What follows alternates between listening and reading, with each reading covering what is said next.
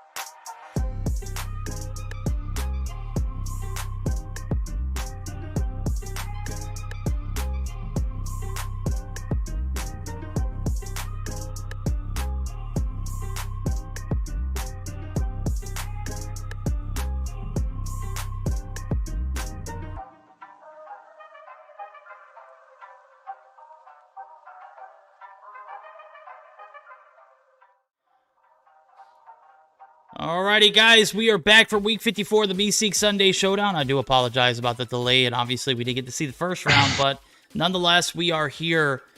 Action-packed second round. That's right, guys, we are already there. I'm Verdict, and to my right, if you can take a look, yeah, you'll see no face this time, but we'll maybe get that beautiful day face on screen soon enough. Day. Probably when I'm done eating. There we go. Oh, that's right. You are eating. Good God. I'm going to tell you, I've had PC issues tonight, and I've also had the little brother call just a minute ago. So, nonetheless, we are going to go ahead and jump into the second round. We do have Tribe, and we do have Explicit in the mix. Everyone's in the lobby. We got the best of 3 to roll around as well. As I'm taking a look at it, it does look like we will be starting things off on a hardpoint firing range. Just letting Echo know that we're good. I was looking to see. You may not have it. I think it's somewhere else. Yeah. Yeah. Yeah. Yeah, Echo don't like giving me all the cool things. Echo doesn't alike for us to have nice things, but here we are. Stop the cap! We are in game number 1. It looks like hardpoint firing range, raid, S&D. If we go to distance, we will see a hack yard domination. Ew. Oh, God, that's disgusting. Of course, the kinetic armor and the TAC 5 are no longer in the mix, so your normal Annihilator bands and Sparrow bands are in play in full effect. So game number 1's right around the corner. We're going to go ahead and jump into it. Date. I'm looking forward to this match, and I think some other players are too, as I saw some of the players over at Navi. Good God. I can't even think right now. That was earlier, boy. And now we've got Tribe versus Explicit. It does look like we have a couple fill-ins for Tribe, and the likes of Slothy as well as, I think, Brave is Childs. So, couple, well, a player that's not on the lineup and a player that's not on the starting lineup. So, we'll have to see how that works out for them. Obviously, a lot of Type 25 and M13 in play right now. It does look like Explicit have made a break off the bat, and gotta say, this Explicit roster actually looking pretty solid, specifically for Search, with the pickup of Beef Shorty here for this week. That's going to give them a pretty solid sniping talent to have. Oh, absolutely, absolutely. Beef Shorty, one of those players who I look forward to casting on a, time-to-time basis. Obviously, she making the rotation in with Explicit, absolutely making the fill-in on point. Type 25 at hand, and 23-10, Explicit with a narrow lead, as I do see Marshy and who else are we missing from this Tribe roster that we normally see on a regular basis? Band. There we go. Just trying to cycle through my player list, which is located in my mind, and obviously my mind is slipping. Yeah, pretty even game between these two teams right now, but Tribe, they are in the power position. They have spawns available for P2 as well as P3 as long as they're able to keep this locked down. A couple players trying to make the break in from the side of Explicit, but just can't quite pull it together. And, Tribe going to maintain control. They do have 2 players on point. A couple players now looking to make a flank rotation if possible. Envy's going to pick up 1 onto Solo, and Solo's going to spawn down at B Search. Now with players rotating up, it's going to be Bolu coming through with 1 onto Coachella.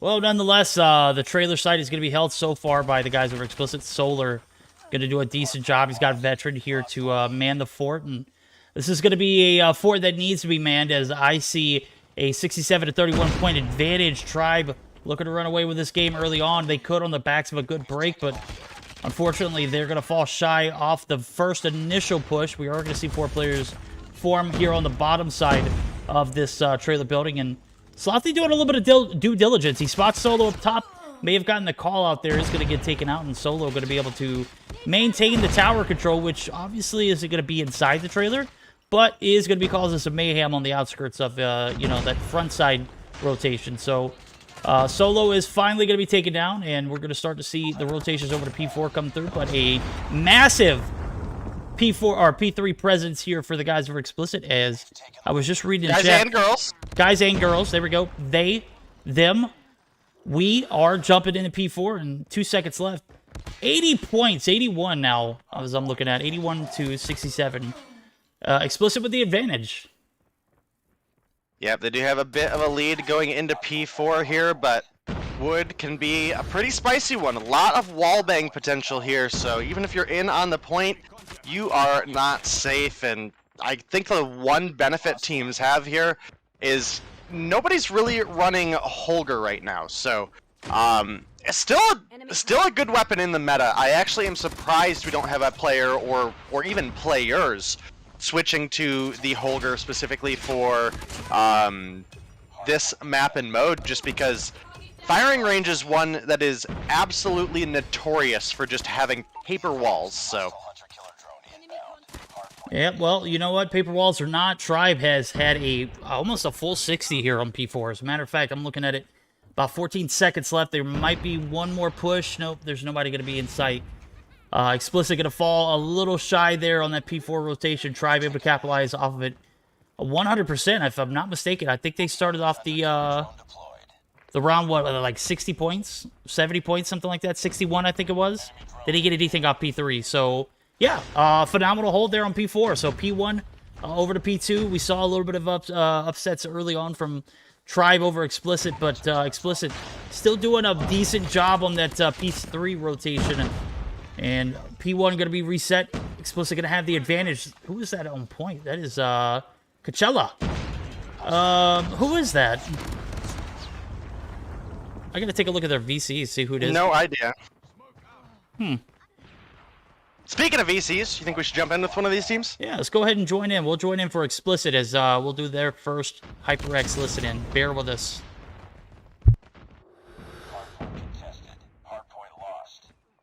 Well, I think we are. I don't see Explicit on the list. Might as well go in with Tribe then. YOLO. There we go. Do we have permission to join in with Tribes? I'm gonna do it anyway. Okay, all right. Well, bear with us as we join in for Tribes listening.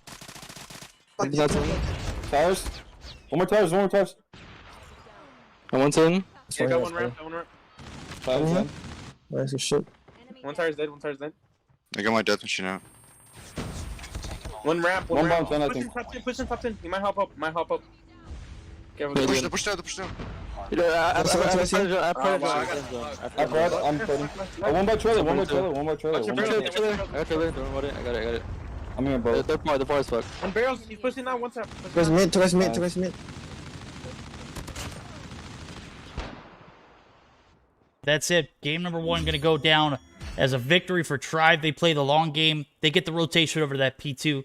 They weren't too concerned with that P1 rotation as they knew it wasn't going to be very fruitful. So, hell of a performance there for them. They're going to be able to take that dub, and even on the backs of having 2 subs in the mix, do a great job on this firing range hardpoint, which could be very, very toxic in my opinion. I feel like this map is one of those ones that if you get spawns off the rip, you can have the advantage, but obviously Tribe didn't play into that whole role. As a matter of fact, they played P2 very well, even not having the good side spawns. As a matter of fact, they made that trek over, got spawn flips, secured spawns, and then played for the long game, and it ended up panning out. So looking at the rotations, I was looking at P1. Explicit got a little bit off of, and the P2, everything was in favor of Tribe, and then P3 was everything in favor of Explicit. It was back and forth affair. As a matter of fact, it came down to that last point, and obviously Tribe was able to secure the dub. They were the ones on the rotations early. They were the ones who, reaped the fruits there. So GG's to both teams. 28-13 for NV. A phenomenal performance here to start things off. Yeah, and we did actually have some really good objective time come through for several of the players on the side of Explicit as well. I think before Beef Shorty dipped out, I think she had like 32, but Solar at a minute 10 and Veteran at 53 is nothing to scoff at against a team like Tribe. And, you know, it was a very exciting game between those two teams, and specifically that P3 was incredible for the side of Explicit. So they've shown some signs of life. Like I mentioned, they do have that sniper talent in Beef Shorty coming through for the search and destroy, but going up against Child's not going to be an easy feat, and I feel like that'll be a good measure of just how strong of a sniper she can be. Oh, absolutely. They're going to have their work cut out for them, as Search and Destroy Ray could be one of those maps that could literally bust the seams wide open. If you have a decent sniper on the attacking side, it can open up those floodgates to whatever site you want to make your way to. Be interested to see which strat the guys over at Explicit have up their sleeves, as they're going to be the ones dealing out the attacking strats first. As a matter of fact, being down, I'm expecting to be a little aggressive, but not overly aggressive. I'm expecting them to make either something shake on that pool site, or maybe something mid. I'm not 100% sure if that B side is where you want to go. Yeah, well, we will have to see. It does look like we've got one player getting readied up, and there it goes. So, should be getting you guys, excuse me, into the search and destroy on raid. Gotta be honest, I don't think we had too much raid, except for in the Mobile Mayhem on Tuesday. I think we actually took it out of the rotation on Thursday because players had complained, so. I'm not sure if we still have music playing on this map that you can't turn Oh, down. I'm gonna go ahead and tell you, E, you had it, and guess what, bro? We balled out with the music on, man. It was a jazz fest, bro. It was amazing. All right, we're gonna see the pull side push come through. Shorty actually gonna find get one turned down, themselves. Parrish. There we go. Big open frags is able to pick up the MP5, and that's something I haven't seen a lot of these players utilizing. Obviously, it hasn't been touched. Uh-oh, Sloppy. What are you doing, my guy? The Shorty going to go ahead and get that kill with the MP5, and we're going to see Bolo actually pull out the snipes. Is able to pick up the refrag there. And a 2v2 will ensue. We've got Lucifer, who is Coachella, and Solo left. So I did check in chat. It does pan out. Does make sense. And now, oh my goodness, Brave and Child's going to combine for 2, and that is going to be amazing retake here on early. And Brave going to go ahead and get the body shots to come along with it. Brave and Childs, huh? Brave and Bolo, Childs, yeah. I tried to save myself there, obviously. Forget you. No, Mistakes were made. No. You throw me under the bus every time I mess something up. Well played. Yep. All in good fun. All in good fun. There we Everybody go. makes mistakes. Especially me and Verdict. We're bots. Oh, all the time, That's bro. the way it goes, yeah. It's Yeah. not day and verdict if we don't make mistakes, right? Hell yeah. Whoo! Childs gets a hit marker on to Veteran there, but he is going to survive. Parrish going to find one on to Solo. Veteran and Coachella coming through with 3, though. That's actually going to swing things in their favor for this round, as Tribe are now down 3-2. Uh-oh. Yep, Slothy on the trail there, Shorty. Almost didn't make it alive, but by the grace of the gods is going to be able to fare. Slothy on the contest, the movement on point, you see it. Oh my god. Breaks Shorty's ankles, but the bomb's down, so Slothy is going to clear that site. Slothy now in a 1v2. It's going to be Lucifer picking up his 5th frag. Man, dude's got 5 frags on the board so far.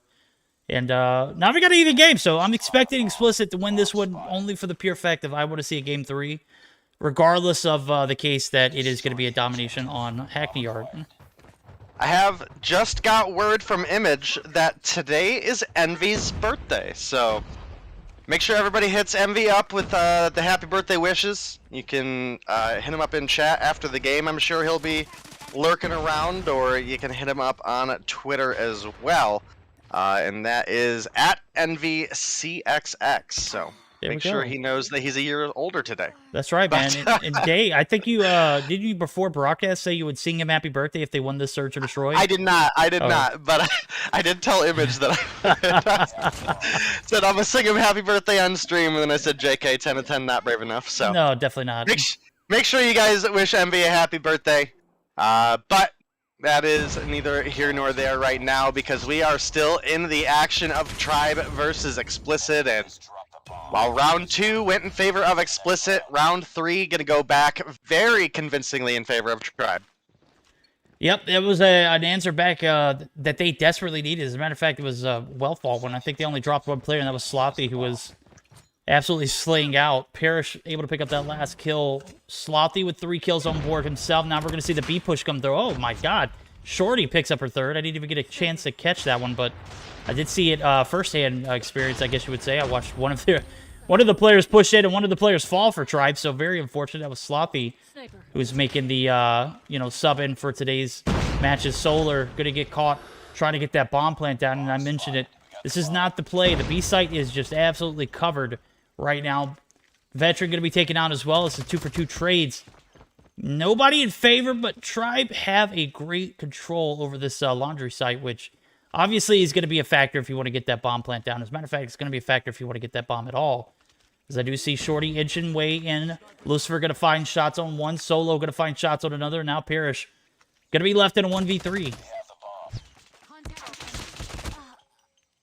Yep, and another round going over to Explicit. We've talked before, Verdict, that Search and Destroy has historically been Tribe's weakest game mode.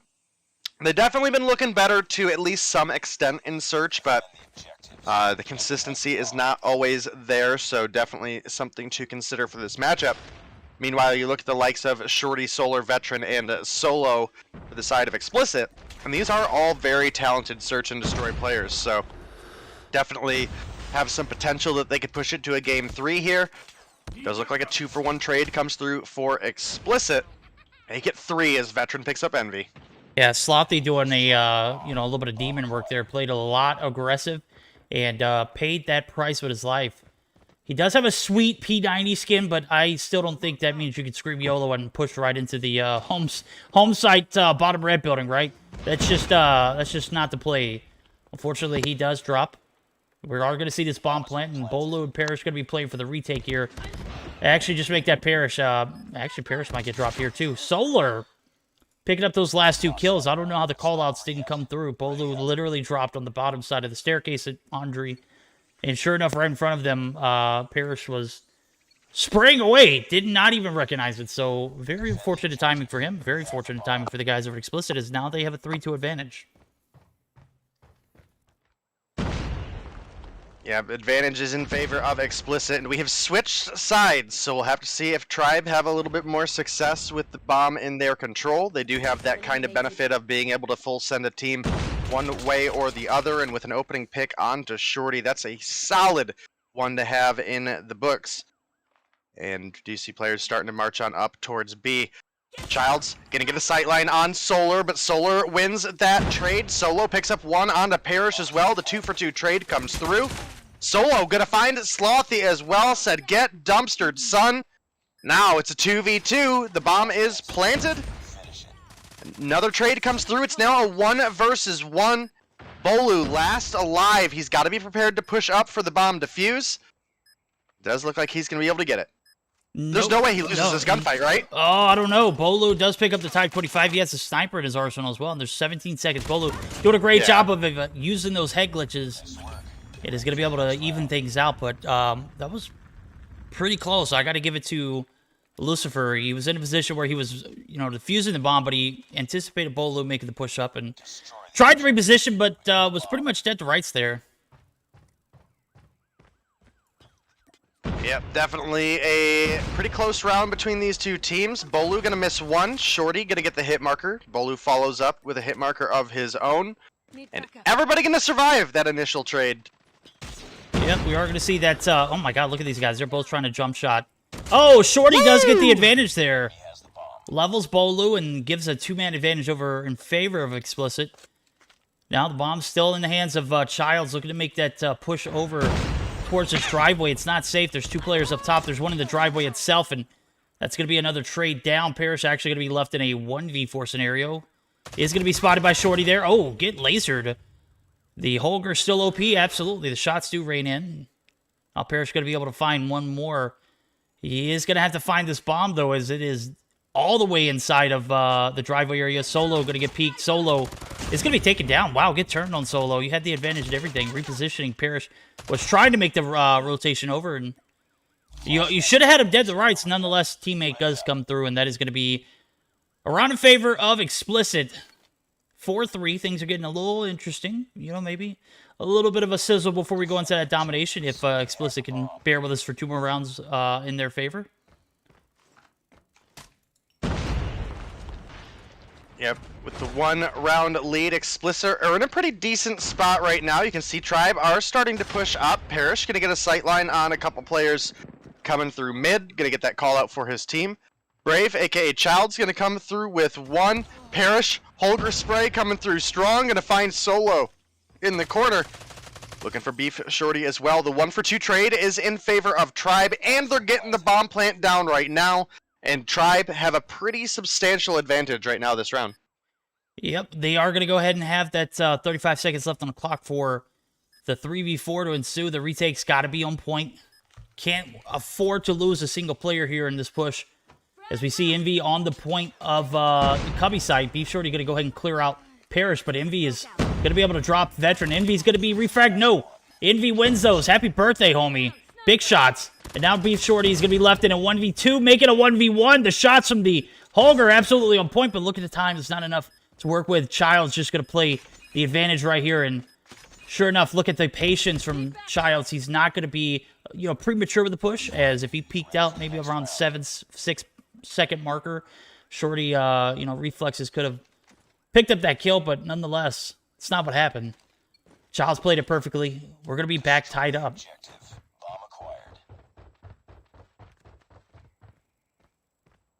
Getting off into the next round as things are tied up. It's going to be a big question. Can Tribe take the edge and maybe start getting ready to close things out in a 2-0 win?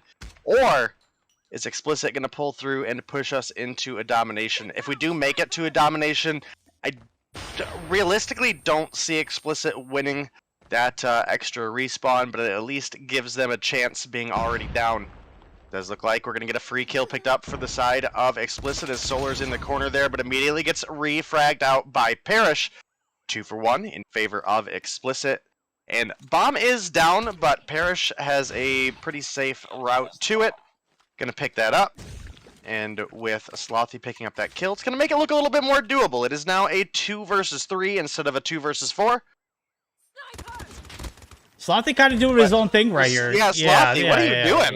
Yeah. I'm not 100% sure, but that was obviously not the play. Parrish, on the other hand, had the objective in mind, and look at the players from Explicit. They're all the way in the back corner of the map, you know, focus more towards that B site, but obviously Parrish able to make that rotation. All unfortunately thing is you lost one of your homies. Shorty going to be contested right here. Shots are going to come raining in. Line of focus on point, but sure enough, outnumbered. The shots just going to come raining in. And Shorty, look at those body shots. Absolutely beautiful. We're going to be on match point now. Explicit looking to buy another game. Could very well do it after this one. Lost that round, but it's not over yet. Ready up. You should show Slothies. Slothies. Okay, yeah, sure. Well, let's take a look at Slothy's class. The objective. They have the bomb. Looks like he's only got 4 attachments on it. Or maybe that's a glitch. I don't know. You guys figured it out. Shows 5 for me. Well, maybe I'm glitched. I should figure it out. This is a hell of a skip, though.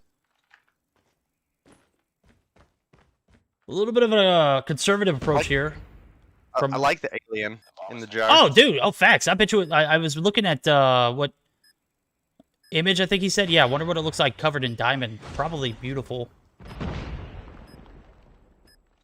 Child's going to be able to open up the floors here. Finding one. The bomb's already planted. 28 seconds on the clock. This A site was given to Tribe for free. I mean, literally, there was nobody there in point to contest, and now Shorty going to be left in a 1v4.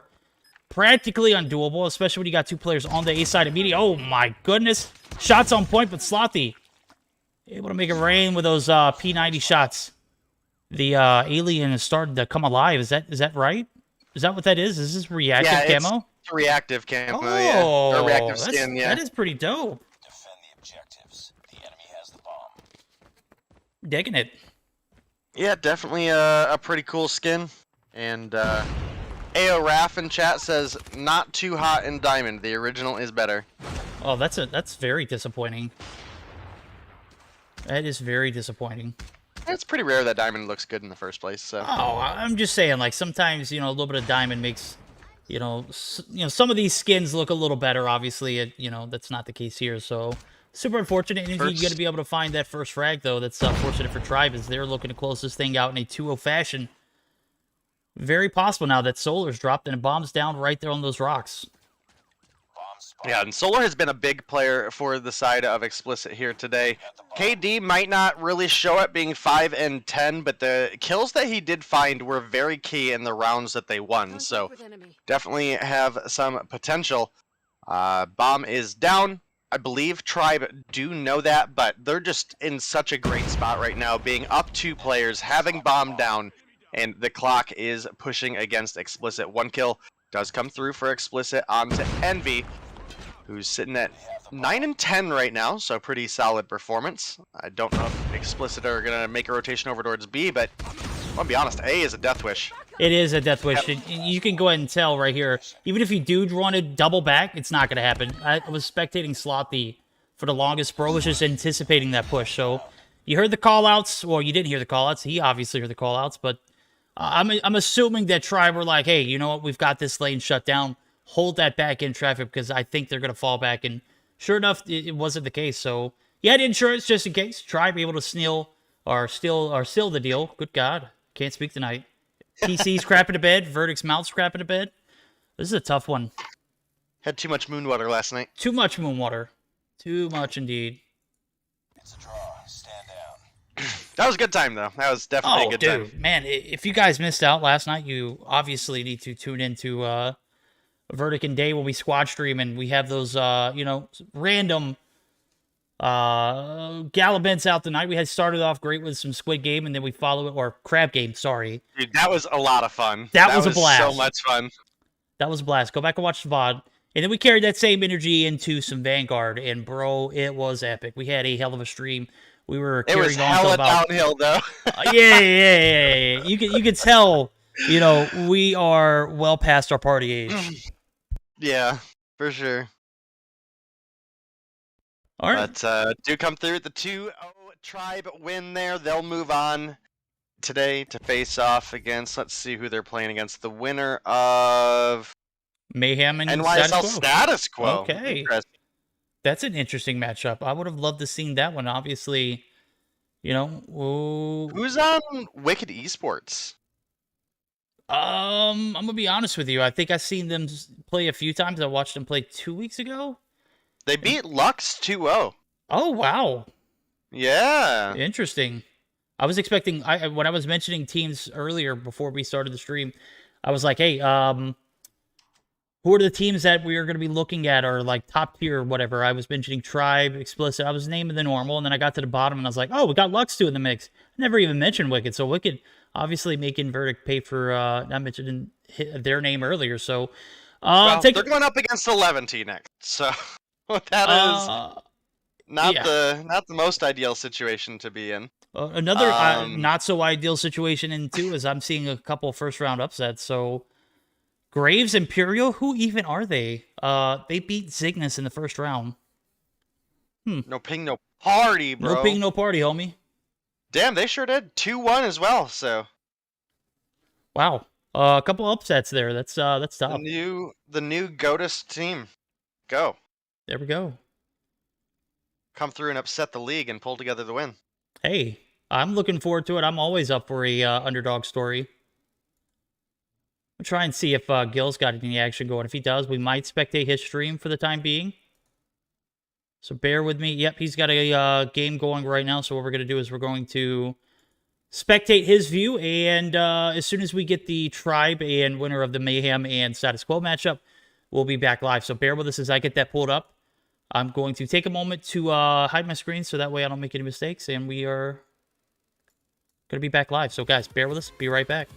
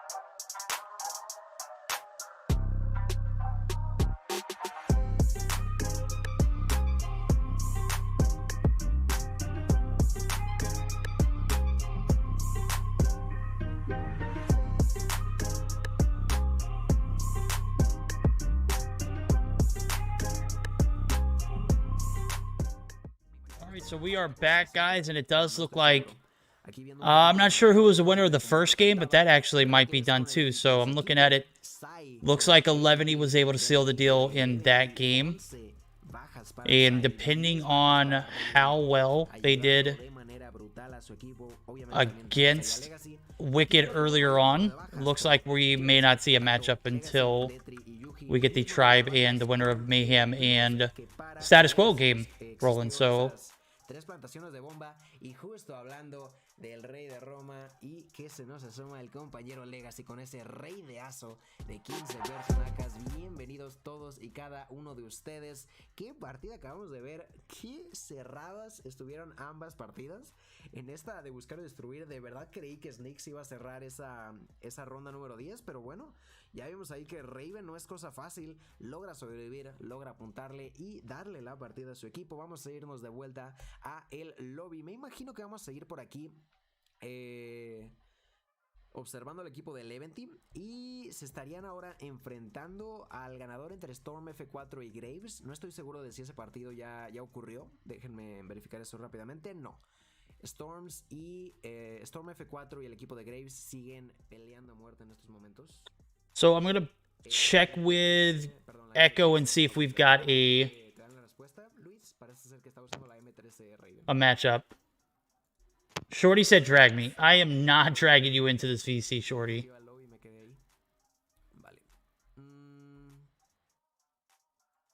Alright, so that matchup is over with. So guys, super unfortunate, but hey,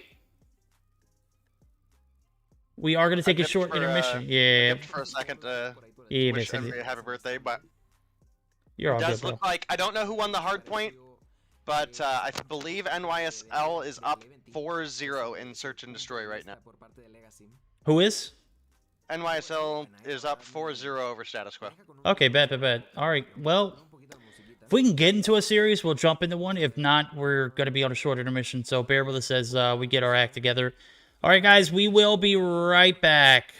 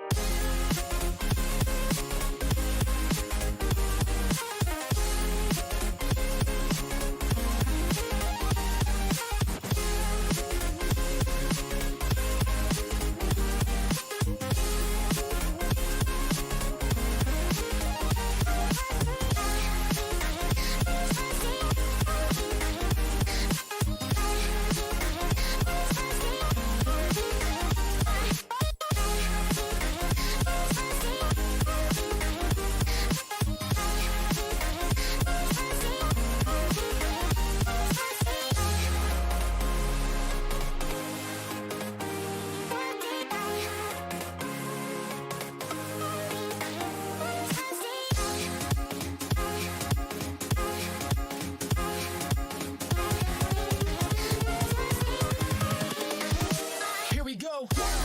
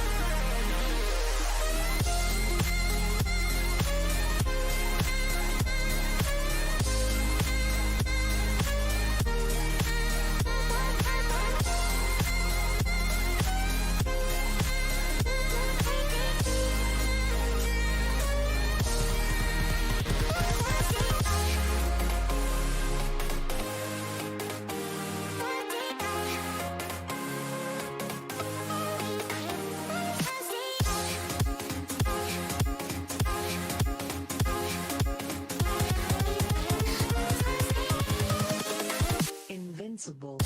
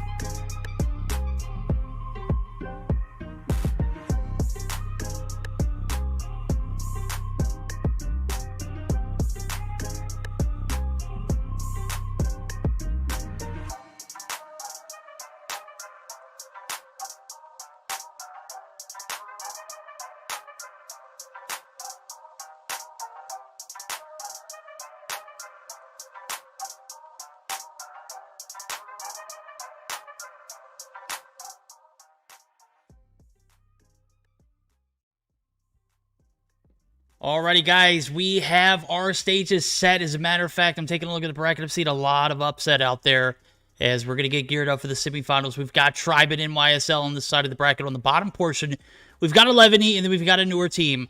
That is going to be Graves Imperial. They are going to be battling it out in a best-of-5 format. As a matter of fact, we've got the best-of-5 ready for our side of the bracket. We just need to get the lobby code and everything. So bear with us as we get into the lobby and get set up and prepped and everything. In the meantime, stay tuned. Grab a snack, grab some, something to drink, something to chill with. Get a pillow, get something. Do whatever you got to do. Tell your uncle, your nieces, your nephews. Tell your cousins, tell your mother, hey, we've got the Meseeks Sunday Showdown semifinals coming up. Tribe and Mayhem going to be battling it out in a best-of-5 format. Do not go anywhere. We've got all the action coming up.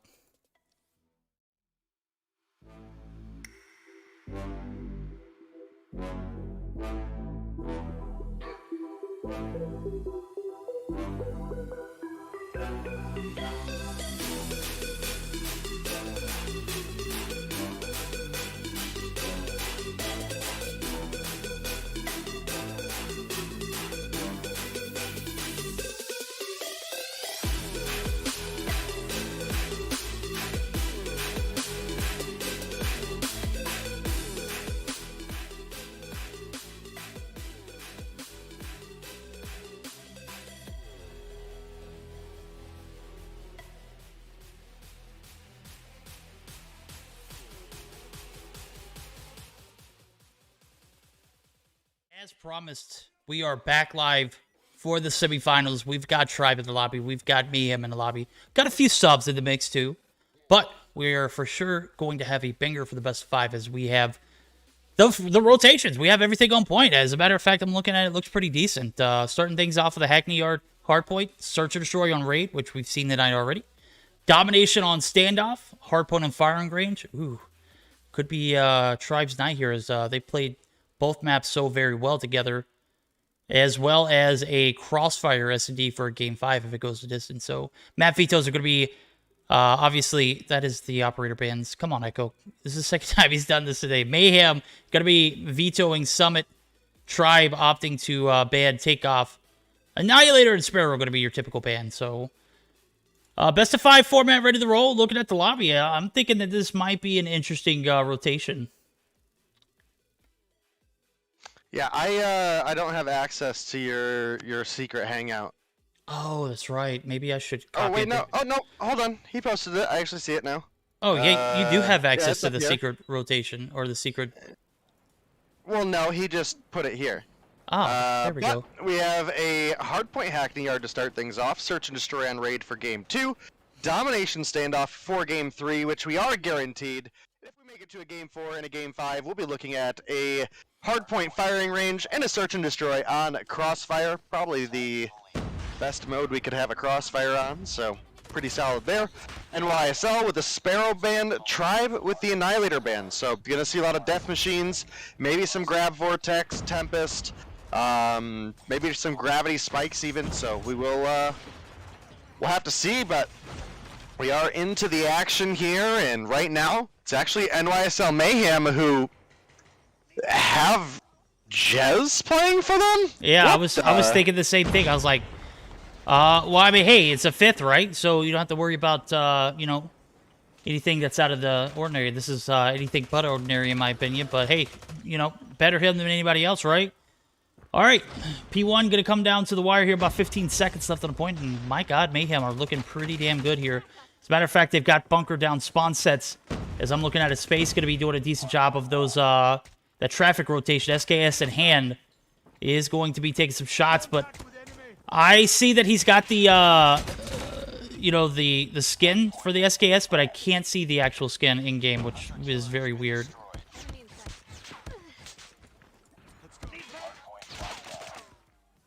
Yeah, massive lead for the side of NYSL off that P1, and they have rotation and anchor. Well, they should have had anchor for P2, but the game was like, nah, bleep you, and somehow Tribe, with no players there, respawn on P2.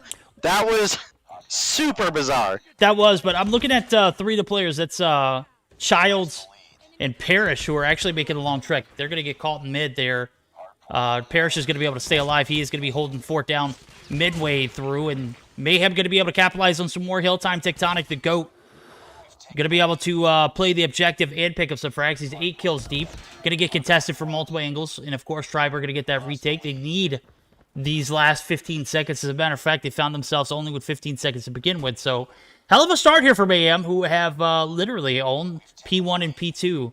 And if you take a look at the rotations, they are on track to hold down the forts here at P3, where I see Awaken is actually going to go ahead and take care of some of the objective time. He's got 41 on board, so interesting trades. And, yeah, Mayhem looking pretty decent so far. Yeah, they're in a good spot as we move on over to this P3. This is typically not a hill that teams get a ton of time locked down on because it's very exposed. You're subject to all sorts of stuff. Sparrows, SMRS, grenades, and there's just honestly not enough trophy systems in the world to protect you. So this is typically going to be kind of similar to like a firing range P1 where you'll get some trickle time here and there for each of these teams as they get steps on, but it's usually not going to be much or for long. Parrish with a good rotation up behind is going to find 1. He's going to find 2, whips out the MW11 for that second kill. And let me tell you, Verdict, not only am I happy that we get to see MW11, I'm just absolutely thrilled that I'm not seeing Shorty. Oh my god, absolutely. As a matter of fact, I get to spectate EU tournaments on a regular basis now that we've branched out, thanks to Meseeks.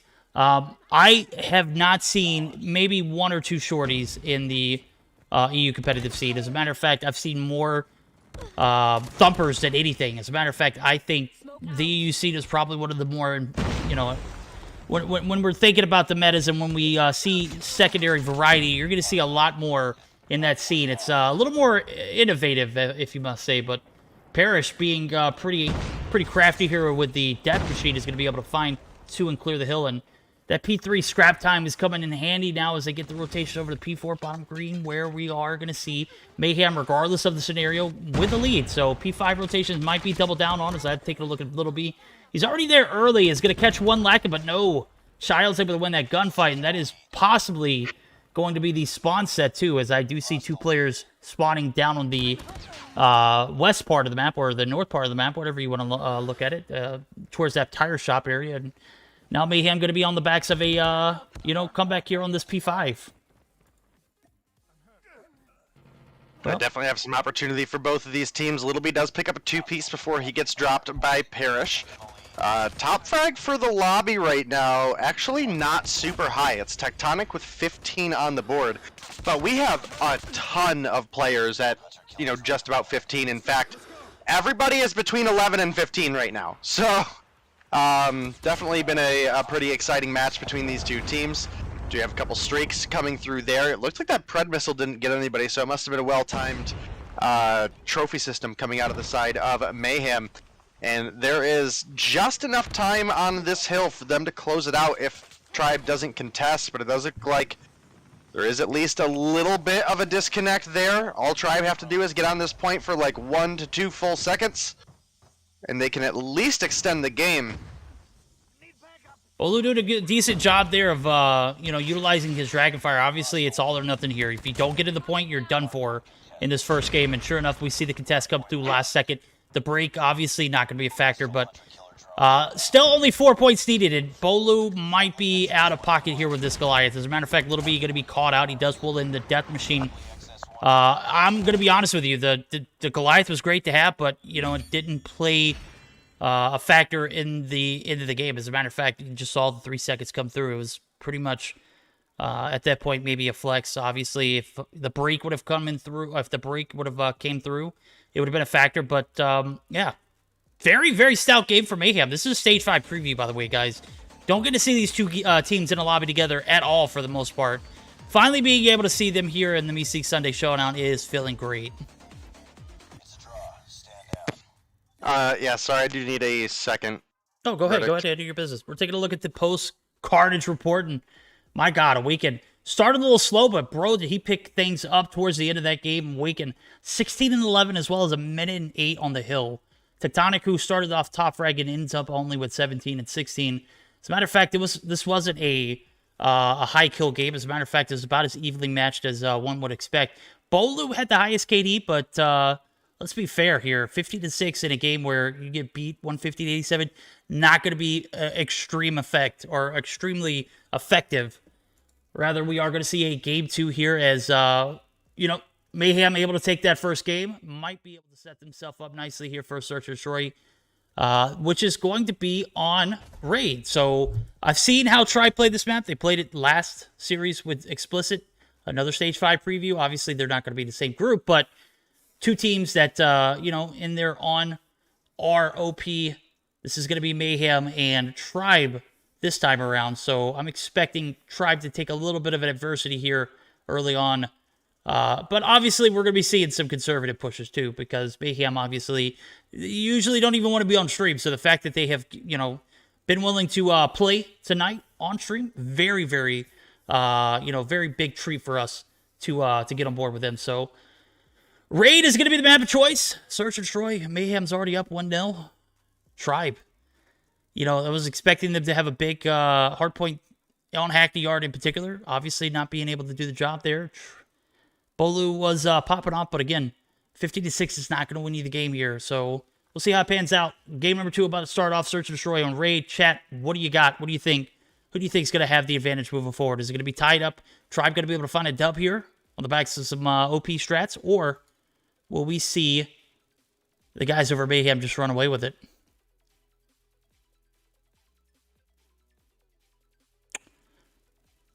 Taking a look at Guildmania's channel as well, just to see what's going on.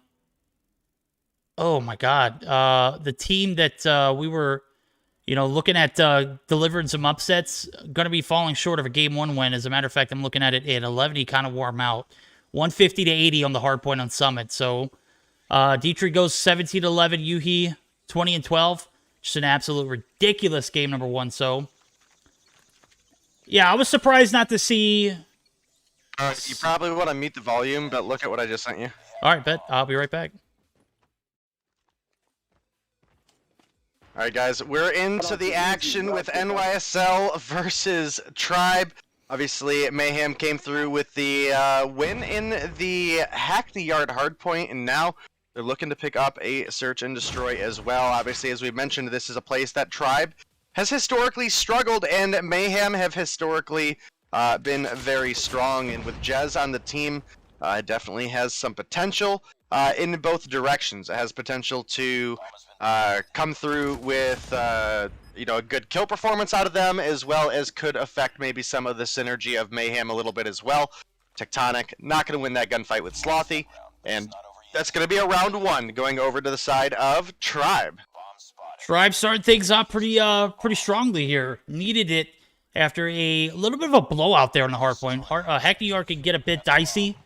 Obviously, Mayhem took control of the game and really never looked back. That P2 transition was devastating, just as much as the P1. When you're able to get those free points off the bat, of course, you're going to take the dub. Now, we're seeing a little bit different, a little bit of a momentum shift here, but Envy and Tribe are definitely no strangers to adversity, so we're going to see them have to overcome that 1-0 deficit. Bolu, oh my God. I said the 15-6 wasn't a factor in the hardpoint. That doesn't mean it won't be a factor here in the Search and Destroy. So he's going to be able to pick up, 3 so far, but is going to be taken out this round. Space already off to a bad start here. That's quite all right. There's plenty of Search to make up for it as we're diving deeper into the round. Envy making that rotation back over. They are going to get the clearance over to the B push, and now we're going to see the focus from Mayhem, anticipating the B site approach as well. Awaken going to be making his way through mid. Slothy on the bottom side of Zig here might be a factor if he breaches this corner. He's in red. Okay, never mind. There we go. Oh, dead to right, Snow. What's going on here? A little bit of movement here for Awaken. He's going to be able to maneuver his way into the red area and does find one. That is going to be massive, but Child's able to find another frag. And oh my goodness. Oh my God. That's tough. Yep, now Awaken left alone in a 1 versus 3. I don't see it happening. Does find one onto the Parish. He's getting shot from behind. Child's going to find that one, and another round goes over to Tribe. We're taking an edge here pretty early on in the Search and Destroy. Tribe doing a decent job so far on the attack. As a matter of fact, they have kind of just picked Mayhem apart here as we saw the rotations over. The B site was, you know, the focused objective, but obviously still a little bit more of a mystery here in this third round. So not going to give out too much. Little B, however, is going to find the shots to land, and that's going to be Slothy being taken down. 2 on board for Little B so far. Looking pretty decent. Slow start for the Mayhem squad here in the Searcher Short, but obviously these guys know what they've got going on, and now we're going to see the push up through... Oh, how did you not see him? The driveway push is going to be halted, as we did see Little B on the opposite end of the spectrum. Not necessarily get a glance at him. Jez, however, does get glances at 1. He's going to find the M13 shots to land, and Mayhem already bouncing back big time so far. 2 kills on board for them this round. Envy actually going to be taking some shots on Jez, but Jez going to be able to fall into this money room. It's a 3v5. 2 players down, Slothy and Childs, and Mayhem might be able to steal their first round here. Yeah, it does look like it is going to be Mayhem with the lead this time around. They do have the 3 kills in their advantage. My goodness, Jez, absolute laser beam with the M13, and a full sweep round comes through for the side of Mayhem. And they definitely needed that after they let Tribe walk away with the first few. No, absolutely. They needed to get a point on board. They did a good job there. As a matter of fact, some stout defense on that B site. Obviously, they were able to pick a few Tribe players off early. That definitely benefited them. Jez in the mix, too, as well, as he's found 4 on board. He's actually in a very, very compromised position here. A little bit of an aggressive push, but Awakening trying to hold his own here is going to be taken down. Parrish is going to get the push over to this A side. He's going to be shut down. Space. Didn't have any kills before this round. Picks up 1. The nade shot. Oh, can he get land? No, it is not. It almost does. Slothy able to take him down, though. Parrish going to recover the bomb site, but he's got Jez here to deal with. He's going to be the last one alive. Jez is going to be taken down on the backs of Slothy. It's a good positioning. And now we've got a 1v3 game. 3 rounds in favor of Tribe. 1 for your NYSL Mayhem squad, who cannot, in my opinion, cannot go down 4-1 here on the defense. We'll see how it pans out, though. Yeah, they definitely can't afford to against Tribe with as well as they're playing, and Bolu gonna open things up with a pick on Little B, but Space with the SKS gonna 3-piece them! Oh my goodness, even with Bolu and Childs each coming through with the kill there, it just might not be enough. It's now Childs left in a 1 versus 2 against Jez and Tectonic, and they have a bomb down. I think Jez is pretty much just playing sound on it. You can see that it's right on the other side of the wall there, and Tectonic as well, playing the back side of the basketball court here. If we look on over at Childs, you can see he knows he needs to make that rotation over to the bomb, but doesn't want to get picked on the way there. And like I said, it's going to be Jez and Tech mostly playing for sound cues at this point. You can see Tech, he obviously heard up top, and the grenade is coming through. Almost a really well-timed frag coming through from the side of Childs there, but Tonic slid the corner and was able to pick up the dodge.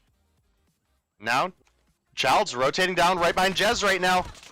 Oh, that was just poor timing there. He peeks that corner, and sure enough, Jez right there spectating that bomb. Very unfortunate timing, but obviously wasn't able to maneuver out of it. So 2-3 as Tribe has been able to pick up 3 on the attack. We're going to see how they do on the defense now as Tribe have the advantage. They need a game here in order to get on board. Mayhem striking early, striking fast. We'll see how the push comes through. It's going to be 4 players through driveway. Slothy going to be able to push through the zigzag area. Finds 1, and there's 1 more to deal with. That's Jez, but he is going to fall back. So 2 for 0. Make it 3. They're dropping like flies right now as Space and Jez are going to be in a 2v4. 1 player is going to be picked off from Tribe. That's going to be Parrish. Jez and Space looking to collect the pieces here in this round. Have about a minute and a half to make something shake here as Space... Ew, my God, Space! Doesn't matter who does it first, it's about who does it the best, and Space is probably one of the better players with that SKS in their hands. I'll preach all day about the innovative gameplay and meta shifts and changes for, for the EU scene, but Space is a unique skill. You won't find anybody else doing it like that. Unfortunately, he gets taken down, and so does Jez, and now we got a 2-4 scenario. Tribe creeping up on the boys over at Mayhem. They're doing a decent job and might be able to take this search on the backs of some well-played defense.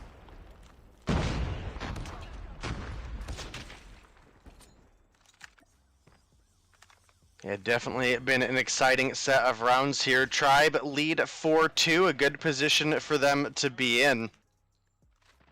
You can see Mayhem starting to push on up. Space going to get teamed by Childs and Envy there. Jez comes through with the refrag, however. Awaken going to slide the corner, finds one, and narrowly escapes the bullets of Childs. Only about 10 HP or so for Awaken, and now the 4v2s coming in. The bomb plant coming through for Jez and Mayhem are looking like they're going to close the gap on this one. They might be able to here as Child's going to be left in a 1v4. It's going to be very, very undoable now that Jez has found you. That is going to be, oh my god, he is too cracked with the M13. I think he's got 11 kills on board so far. Yeah, he does. Jez just absolutely cracked out of his mind here in the search. Unlike his counterpart, Slothy, I don't think he has... well, no, Slothy's got 7. Never mind. That's Parrish who isn't performing that well. That's quite all right. We all have our on games and off games. Unfortunately for Parrish, not having one of the best of his games. As a matter of fact, I'm looking at flip end of the script, and obviously Tectonic having a bit of an issue here in the Search or Destroy. So these guys are Stage 5 contenders. We will respect the fact that, you know, they're preparing for Stage 5, which is coming up here in the next week and a half, 2 weeks. So, obviously, they're not wanting to put on too much for Stream to see. So, a big shot there from Tectonic is going to be able to land him an assist, but ultimately not a kill. Jez going to go ahead and secure the bomb plant, and Parrish up top could be a factor, but there we go. We finally see some thumper usage in the mix, but does not amount to much there as the shot comes raining in. Does fall through. Little B going to be spotted right here, but is going to be able to do the deed. Finds 2 there. Massive. 5 kills on board for Little B, and now it's going to be the birthday boy all on himself. 1v4 scenario. Bombs planted. 24 seconds of the clock. It's pretty undoable, right? Yeah, Little B going to come through with that final kill onto Envy as well, and that is going to be another big round win for the side of NYSL Mayhem, who've been making the comeback here. Tied things up 4-4. Each of these teams now only needs 2 rounds to come through with the victory. Can Mayhem go up 2-0, or can Tribe tie things up and guarantee us a game 4?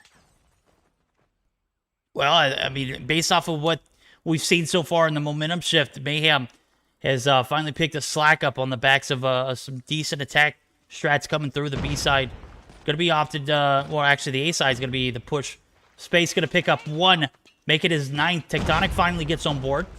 Child's trying to even things out, is going to be taken down. Now it's a 4-2 scenario where Little B actually might be in a lethal position. He is going to be taken down. Pull bar, not safe. Parrish in kitchen sight, as well as Slothy now making the rotation up to the north side of the map.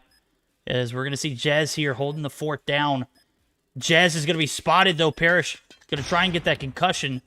And that's going to be Parrish opting for a different approach now. Does look like he peeks through that money room area to keep Jez honest. Jez has not moved an inch. That is going to be a kill for him. His 13th on board. Look at him. His position is solid like a rock. Slothy, however, not solid. He's going to be spotted, taken out. And now we're on match point. And guess who it's in favor of? The boys over at Tribe, who have just tremendously turned this game around. Mayhem. Not Mayhem, Tribe. I'm sorry. My bad. Good night. Need some more of that moon water, clearly, to wake you up. Yeah. Someone give me some of that moon water. Definitely a big round for Mayhem, who have made a pretty sizable comeback, and does look like they might be getting poised for an A push here. You can see that Space is up towards the wall at Basketball Corp. 2 members of Tribe rotate over. They're going to win the gunfight with Awaken, as well as Space is going to get picked up by Parrish from the window, and just like that, Tribe looking like they're going to send us to a round 11 with those 2 picks. Shy of a miracle coming through for Mayhem right now. Yeah, absolutely. Jez going to be right here on the side of this pool bar here. Tectonic on his left, or immediately in front of him, rather. Bomb carrier is going to be Jez. Bolu holding the fort down there. A little bit of a conservative push from this Tribe team. They respect this Mayhem roster very well. And you can see it in tells. Even with only a even with a 2-man advantage, they're not giving anything for Mayhem to work with. As a matter of fact, this is about as stagnant as the match has been all day. A lot of back and forth trades going through, and the guys who are Mayhem are going to opt to push back now. They're going to recollect themselves on the possible B plan push, as Little B actually be rotating right over in Slothy. You can see Slothy sounding it off and does it well. It almost appeared as though he was tracking him through the wall, but that wasn't the case. He was obviously playing that sound for the cues, and that's going to give Tectonic and Jez a little bit of info, as they don't want to make that push through that site. Are going to be able to go on for the full-on flank. This 2v1 on Bolu is going to encounter Jez. Going to be able to get the bomb plant down. 3 players left. Made a little bit better odds. But, again, Envy going to take down Jez. Going to leave the Goat Tonic all by himself. And Brave, a.k.a. Childs, is going to win that gunfight. We're going to go to a round 11. Certainly thought Mayhem would have been able to coast off that momentum, but obviously tried pulling out some momentum of their own. But it's not over yet. Ready up. Bomb spotted. Enemy has dropped the bomb. Well, we are in round 11. The sides have flipped again. Tribe to get one more opportunity at the offense. If they can clutch this up, they would tie things up in the series. Does look like we have a first blood getting picked up by Jez onto Slothy.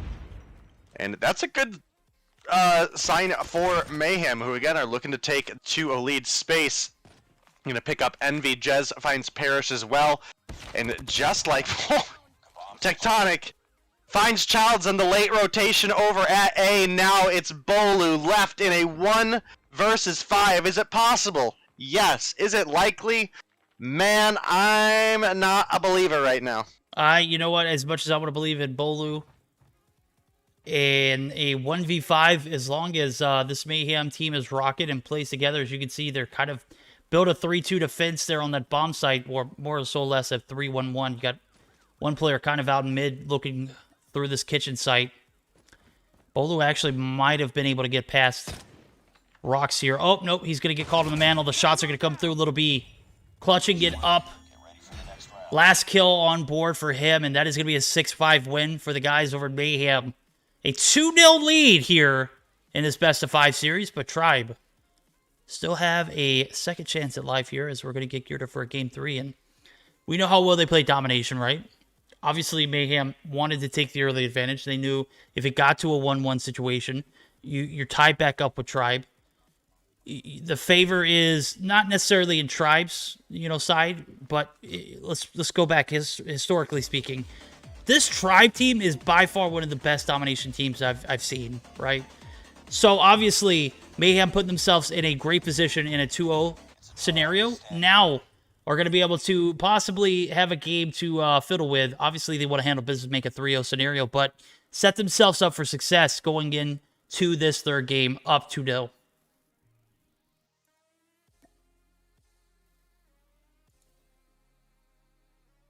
Yeah, and as we get into the domination, that is where I expect Tribe to be a little bit more on top of their A game. And, that was a really solid search and destroy between these two teams as they come through. But, again, Mayhem now sitting up 2-0 over Tribe. They're now just 1 game away from closing out the series. And Tribe are kind of backed into kind of a corner here. So we'll have to see if they're able to bring it together. Otherwise, it is going to be Mayhem moving on to the finals to play off against the winner of Eleventy and Graves. Absolutely. As we're taking a look at it, Jez, just an absolute clutch there for the Mayhem roster. 17 kills on board. Good night. Big carries. And a player that was, dude was carrying a donut up into the third round. Space.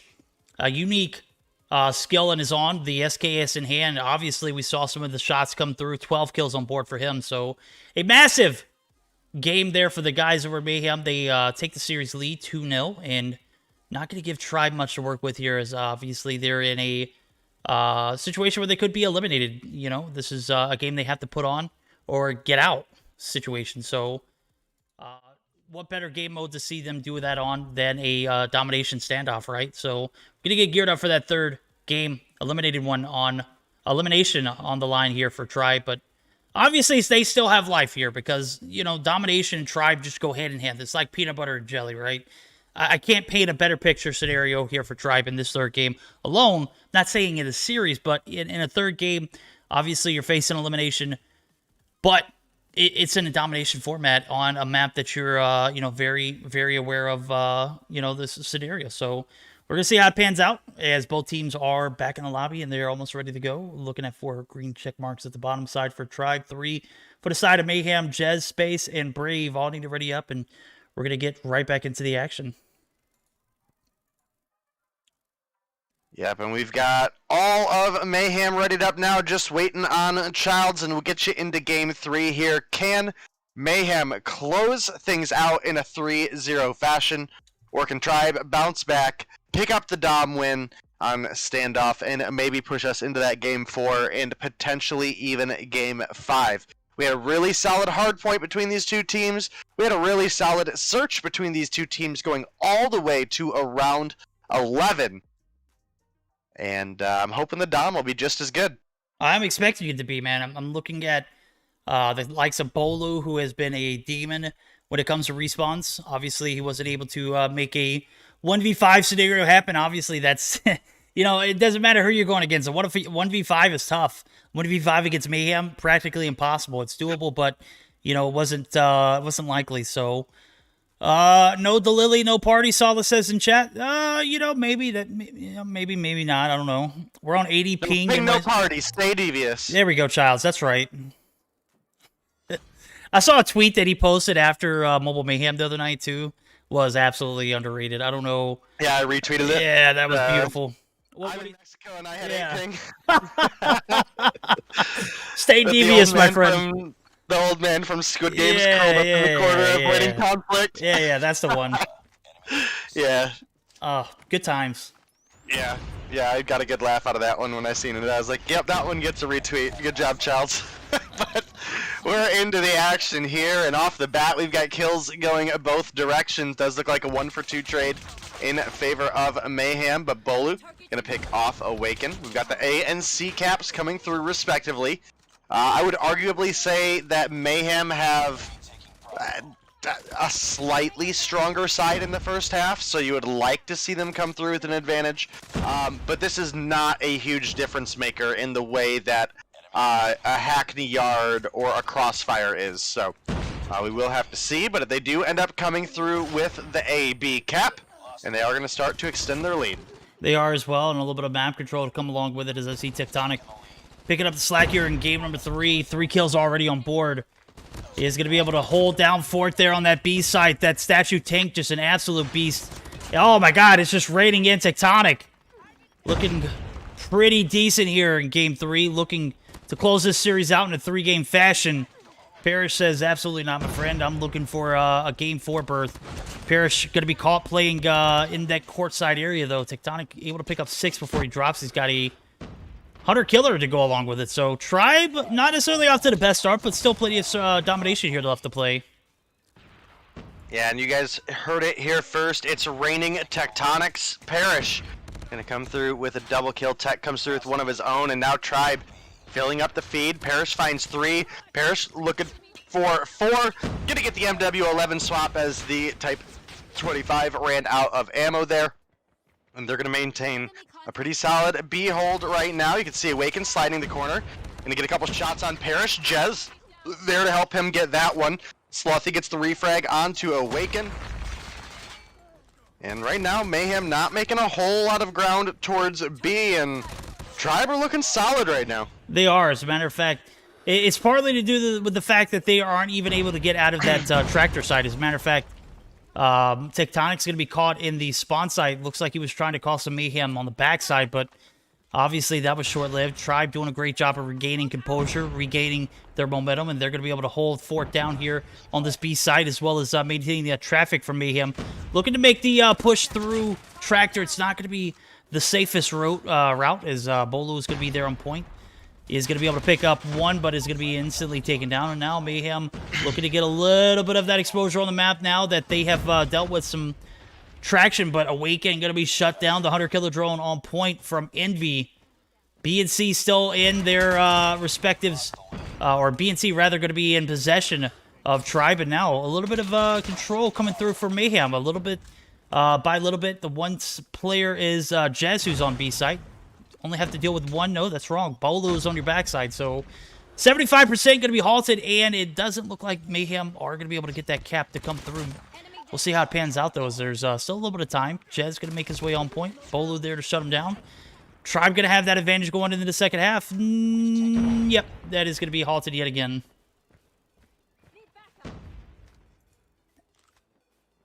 Lost that round, but it's not over yet.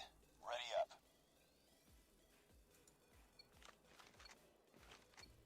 Taking a look at the scorecard so far. So good for Tribe. 12-8 for Slothy.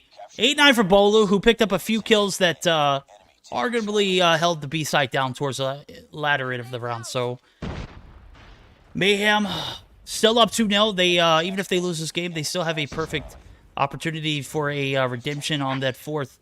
As we see, second half starting up. So far, so good. Bolu's got a Death Machine ready to rock and roll. Tectonic going to peek through. Is going to be spotted. Rotation over through mid is going to be covered for the time being, but Child's doing everything he can to prevent anything from coming through early and on this B site. And we're going to be battling it out for map control. Who's going to have that first advantage initially? Is it going to be Mayhem or Tribe? Still yet to determine here early on in the second half. Taking a look at the scorecard again. I'm looking at the flip side of things now. Space 13-7. Let's give him some screen time. Oh, Space. Oh, man. Picks up a 2 before he gets dropped by Slothy. Nobody really making a ton of progress on B. Does look like Mayhem have got a couple steps on it, but nothing too crazy. Only about, yeah, I don't know, what, a sixth of the way capped there. But now as Little B picks up one on the Parish, they're getting a little bit more progress. Grenades start flying in towards B. Tribe, they were able to fight it off. We've got several trophy systems now down, but Awaken coming in through the side, gonna pick up a couple there. Childs actually gets the kill on Awaken with the vehicle explosion, but killed himself in the progress, which halted that bit of time that Tribe were getting it towards B, and Awaken has been an absolute menace this round. No, he has. As a matter of fact, I'm looking at Tectonic as well. As Tectonic picks up his 15th, looking to control that mid side of the map. Space has also popped off as I'm taking a look at the scorecard again. Again, this is a low frag game. As a matter of fact, there's not too many players who are, you know, in that positive spectrum. A lot of neutral, a few negatives. But, you know, these are two titans of terror here. Stage 5 contenders fighting it out. They've got a few subs in the mix, so obviously they're able to play without, you know, some of their consistent fives. I know I saw through chat, Band usually takes one day out of the weekend to assist with his grandma. That is just so wholesome to hear, as these players are cracked in their own mind, but the fact that they are able to, you know, multitask and be able to handle things as life hands it to him, I'm super glad that he's able to spend that time with her. So we are going to see this B-cap almost about half, well, a little over half for Mayhem, as they're counting their kills, looking to make that push over. Brave Child's doing a great job of maintaining the mid zone. Is going to be caught out in the open. That's Awaken getting credit for the kill, but the trades are just being traded back and forth. As a matter of fact, I don't see anybody taking advantage of this B site yet, but man, sure enough, it should come through eventually. But, you know, with Tribe doing what they do, makes it that much more difficult for Mayhem to get a foot in the door. B is going to be reversed, and now it's going to be in favor of the guys over at Tribe. Yep, and with a about 11-point lead still, as obviously we haven't had a cap come through. The longer this stays a uncontested or an uncaptured B, it's actually better for Tribe. Obviously, it'd be even better if they had the B, but we are inching closer and closer to triple cap territory. We'll just have to see if Mayhem can get any sort of grasp on it. It does look like they get the B progress shifted back over in their favor, but it's not a lot. They've now got several bodies on B. The push comes through. They get the capture. This is a big winnable still for the side of Mayhem. You can see Parrish pushing on up to C. He finds Awaken, but quickly gets taken down. And now it is going to be Mayhem pushing on up towards defending that B. Bolu is there, getting some good progress. He's going to get cleared out. Little B with the Death Machine comes through with 2. Oh, Parrish Making great use of that death machine. He is going to be able to put a foot on the hill. 75%. Is it going to be capped? It is not going to be capped. Yes, it is. He did it in the brink of time. And now the pressure's on for Mayhem to close things out here in Game 3. It's not going to happen. Tribe have the advantage. They have the double cap. And we're talking about triple cap territory. We are absolutely there. Well, we might not be there anymore. I'm looking at it. Maybe... We're there. We're there. Okay. Okay, yeah, we're definitely really there. Verdict do math? Absolutely not. Uh-oh. Look at where Tribe responding at right now. Not gonna matter. Game's over with. Look at the A. Oh! Did you see it? I saw it, bro. It was like 80% capped. Oh my god, the heartbreak. Mayhem almost able to get the triple. Omega low. And they only needed 11 points. They would have I don't know if there would have been time for Tribe to physically cap one fast enough with them having spawned at the gas station. So little bit unfortunate for Mayhem that they didn't lock it through there, but Tribe have extended our games tonight. They come through with the domination win. Very, very good game between these two teams. In fact, they've all been good so far. The hard point was great. The search and destroy, man, we were in there round 11. And, you know, now here we are in a dom that did go in favor of Tribe. Very, very close, but it does push us to that game 4, which, if I remember correctly, is going to be, I want to say it was a hard point on Summit, but I could be wrong. Hardpoint firing range. Firing range, that's what it was. And then I think search and destroy crossfire if we get there. That is right. That game 5 looking possibly doable. That is on the backs of Mayhem. They're able to close it out here in this next game. Obviously, we didn't necessarily make a prediction that Tribe would take this domination, but obviously we knew the abilities that this Tribe team has coming into this series. Down 2-0, and in this map alone, we're able to find the dubs. It was so close. Mayhem almost closed things out big time there, but a little bit of fortunate timing for the boys over Tribe. So they're able to fight it off and extend us to a game 4. It's guaranteed. We are going to see that firing range hardpoint map again for these guys, and now pressure's on. Is the possibility of a reverse going to come through? I don't know. I've got respect for these teams. They've shown up and have shown out. More importantly, Mayhem have.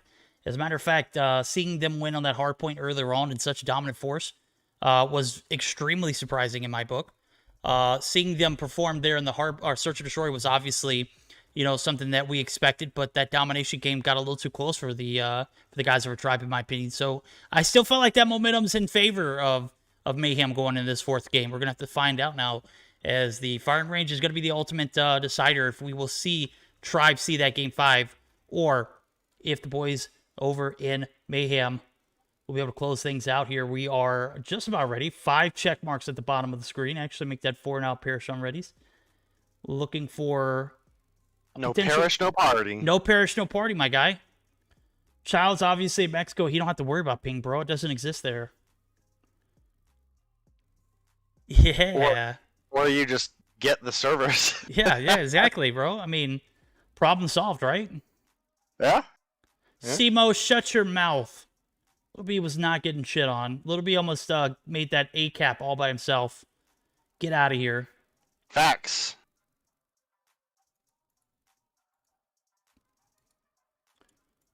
All right, that is, I'm taking a look at the stream just to see what the progress is for this series that we have on hand on the opposite side of the spectrum, just to see who could potentially be in a finals front runner against one of these two teams.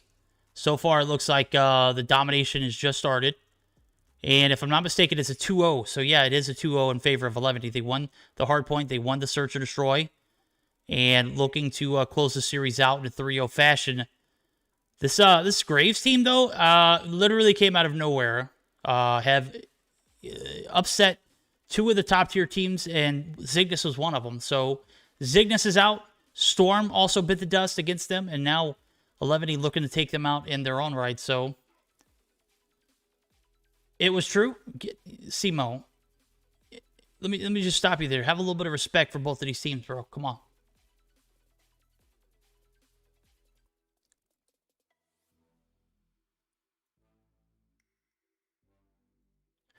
All right, What is the standstill? What's good? Game 4. Obviously, we've went over the map.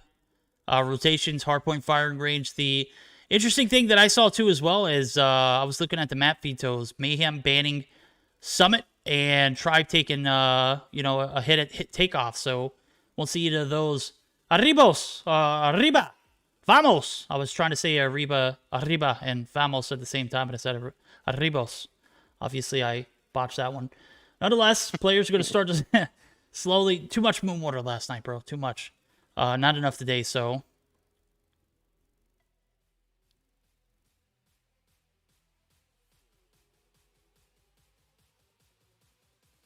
Y'all don't jump on that that bandwagon. All right. Looks like we're just waiting on Little B to get readied up, and we'll get you guys into the game. And hopefully it'll be a spicy one. I'd like to see a Game 5 between these two teams. Two of the Titans of North America. I thought didn't we have Status Quo playing tonight? What happened to them? That's a great question. Let me take a look at the bracket. Let me pull up that there bracket real quick. Yeah, they got beaten by Mayhem. Oh, so Mayhem. Okay, yeah. Yep. That's right. I remember now. There we go. They get a forfeit in first game against SGE. Not even sure who that is. Obviously, chat's reminding me that Graves is a SN team. But at the moment... A what? An SN ring team. What the hell does that mean? They're ranked in the amateur. Okay. Yeah. Yeah. Well, no. Chat knows what I mean. Just because you don't doesn't mean it doesn't exist. They're just like Orange last night, right? An iPad team, so. Oh yeah. Well, I mean, at this level of competition, you're gonna have to face those teams. Obviously, in Stage 5 you won't, but in community tournaments like this, where we have chosen not to be phone only.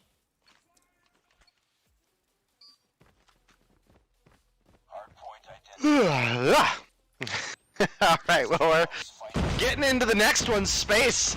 Gonna open things up with a first life respawn sniper here. Does pick one up onto Parrish. You can see Jez looking for Childs in that corner, but can't quite find the bullets to connect. And they actually have a bunch of kills coming through as Childs and Parrish cleaning out and holding down this P1. Now Jez making the rotation up. Was looking for a wall bang. Doesn't get the wall bang, but does end up getting the kill. Bolu gonna rotate over, picks up the refrag. Doesn't get any time for himself for the hill until now, but more importantly was able to deny any P1 time for the side of Mayhem. And this is actually an unbelievable lead we've already got going for the side of Tribe on a P1 firing range. Right now, Mayhem, they do have spawns for P2 and 3, which would be nice, but... Yeah. Tribe off to a great start. So let's put this in perspective. Explicit Tribe, they fight off in this match in the second round. They do the same exact map here, and we saw the lead that Explicit was able to gather off that P1. What did Tribe do? They doubled down for P2, and they took the advantage. So Mayhem obviously doubling down here, they're going to be able to have the advantage, and Tribe, even with a 45 to 10 point lead, are now going to be on the outskirts of this P2 objective. Armory is one of the harder ones to break, and look at the four-man stack there with one player on the out in the open. That's going to be Awaken. Awaken going to be caught out. Jez going to be able to get the refrag, but, a decent hold here on this P2 Armory site. This is one of the tougher hills to get a foot in, and if you're not already there, Tectonic has already earned a Predator missile and a Goliath. That is definitely going to come in clutch, but obviously, we're going to see that break come through about 30 seconds in, 30 to 53. The retake is real, and Mayhem are right back in it. Like Ben and Brave going to be caught out in the open. That is going to be a kill, again, right over to Tectonic. And, I made it a scenario in game number 3. I think you called me out for it. It's raining Tectonics right now. It is raining Tectonics right now, and as we say that, you get him caster cursed and he gets killed, but... Basically a tie game between these two teams, 52 to 53. You can see members now rotating on in. It does look like with the respawn advantage that Mayhem has come through with a good open on P3 here. Pred missile comes through for Tectonic. He's going to take down Slothy, and now with more members of his team rotating on in, they should have a pretty solid defense for this P3. And, man, that was a good avoid on that Hunter Killer by Childs there. able to make it on up over into top 10. Jez picking up one onto Bolu.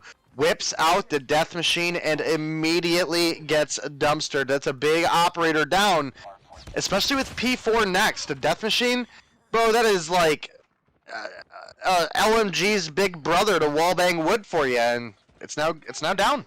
Well, you know, it is what it is. Tectonic, I'm still looking at him. He's kind of, you know, saving that Goliath for a rainy day. He's also got a death machine as well. So P3 going to come to a close, and sure enough, on the backs of a great P2 and P3 hold, Mayhem have flipped the scripts. They have a 108 to 53 point advantage, and we saw how devastating they can be in the later game.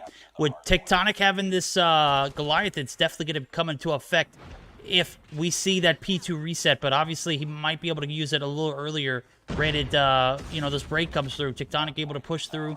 Is going to be able to get some time on the objective, but he's going to have massive amounts of tri players in the vicinity. That is going to be the push coming through from Slothy, who's up top. Contest is still real if this jungle side can be cleared, but it does look like it's, you know, been a trend. If you get this point held early on, obviously you're going to be looking at a potential full hold. As we saw P1, it was heavily favored for Tribe. P2 heavily favored for Mayhem. P3 heavily favored for Mayhem. And now P4. This is the time for the guys over at Tribe to put in. They have put in a lot of work so far. Only 12 seconds left on the objective, and it's going to leave still about a 20-point deficit. Maybe a little less as I'm taking a look at the scorecard. Maybe closer to 15 and 17-ish. But nonetheless, Mayhem still with a sizable lead. Yeah, but I do believe that Goliath is in now for Tech. Tell me about it.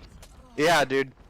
Did not sleep very much last night, that is for sure. But Tectonic up top 10, taking quite a bit of damage there. Is able to take down Envy, is able to take down Childs, but this Goliath, bro, already destroyed, coming through. Some big death machines for the side of Tribe. We do have multiple players from Tribe trying to make that break, but Mayhem been pretty solid on it. Tech had to dip on out to recuperate some health, pushes back in, gets taken down by Bolu, and now, as you mentioned, that Goliath would have been pretty nice for P2 reset, but it's looking like they may not end up needing it. Tribe do have the advantage of the respawns being anchored over there.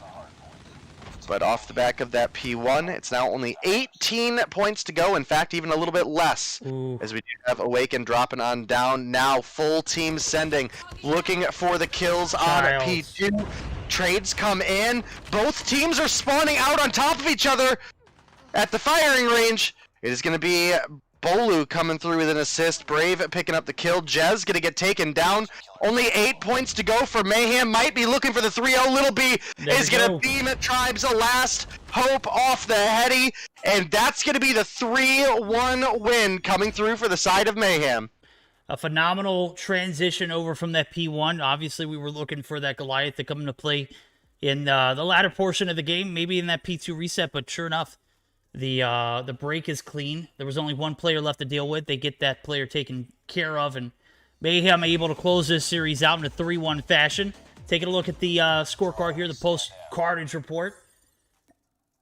Awaken, 33 seconds on the point, gets 16-15, and also gets top frag. Obviously, he's got a lot of objective-based kills, which is going to give him the advantage over Tectonic, who had a few kills with the Goliath. That will factor in as well, but Goliath or not, Tectonic is a GOAT here in this objective-based hardpoint game. A mid in 33, as a matter of fact, on point. Just an absolute beast. And look at it, 20-7. When you got a player like him in the point to look and depend on in that end-of-game situation, obviously you're going to take the bag there. So, phenomenal job for Mayhem. They're going to be booking their ticket to the grand finals, where they are actually going to be taking on the likes of Elevity, who were able to close the series out 3-0. Against Graves. So Graves OP or not with some of the upsets 11 was not having it tonight, and that is going to be it for Graves. GG's, we'll see you back next week. We're going to have a 11 and Mayhem finals to come to cap the night off. As I see Gil coming through with the raid, we're going to get prepared for our grand finals, which is going to be Mayhem and 11, guys. Bear with us as we're going to get these teams in the lobby. Bear with us as I get my act together and go grab something to drink. We shall be right back.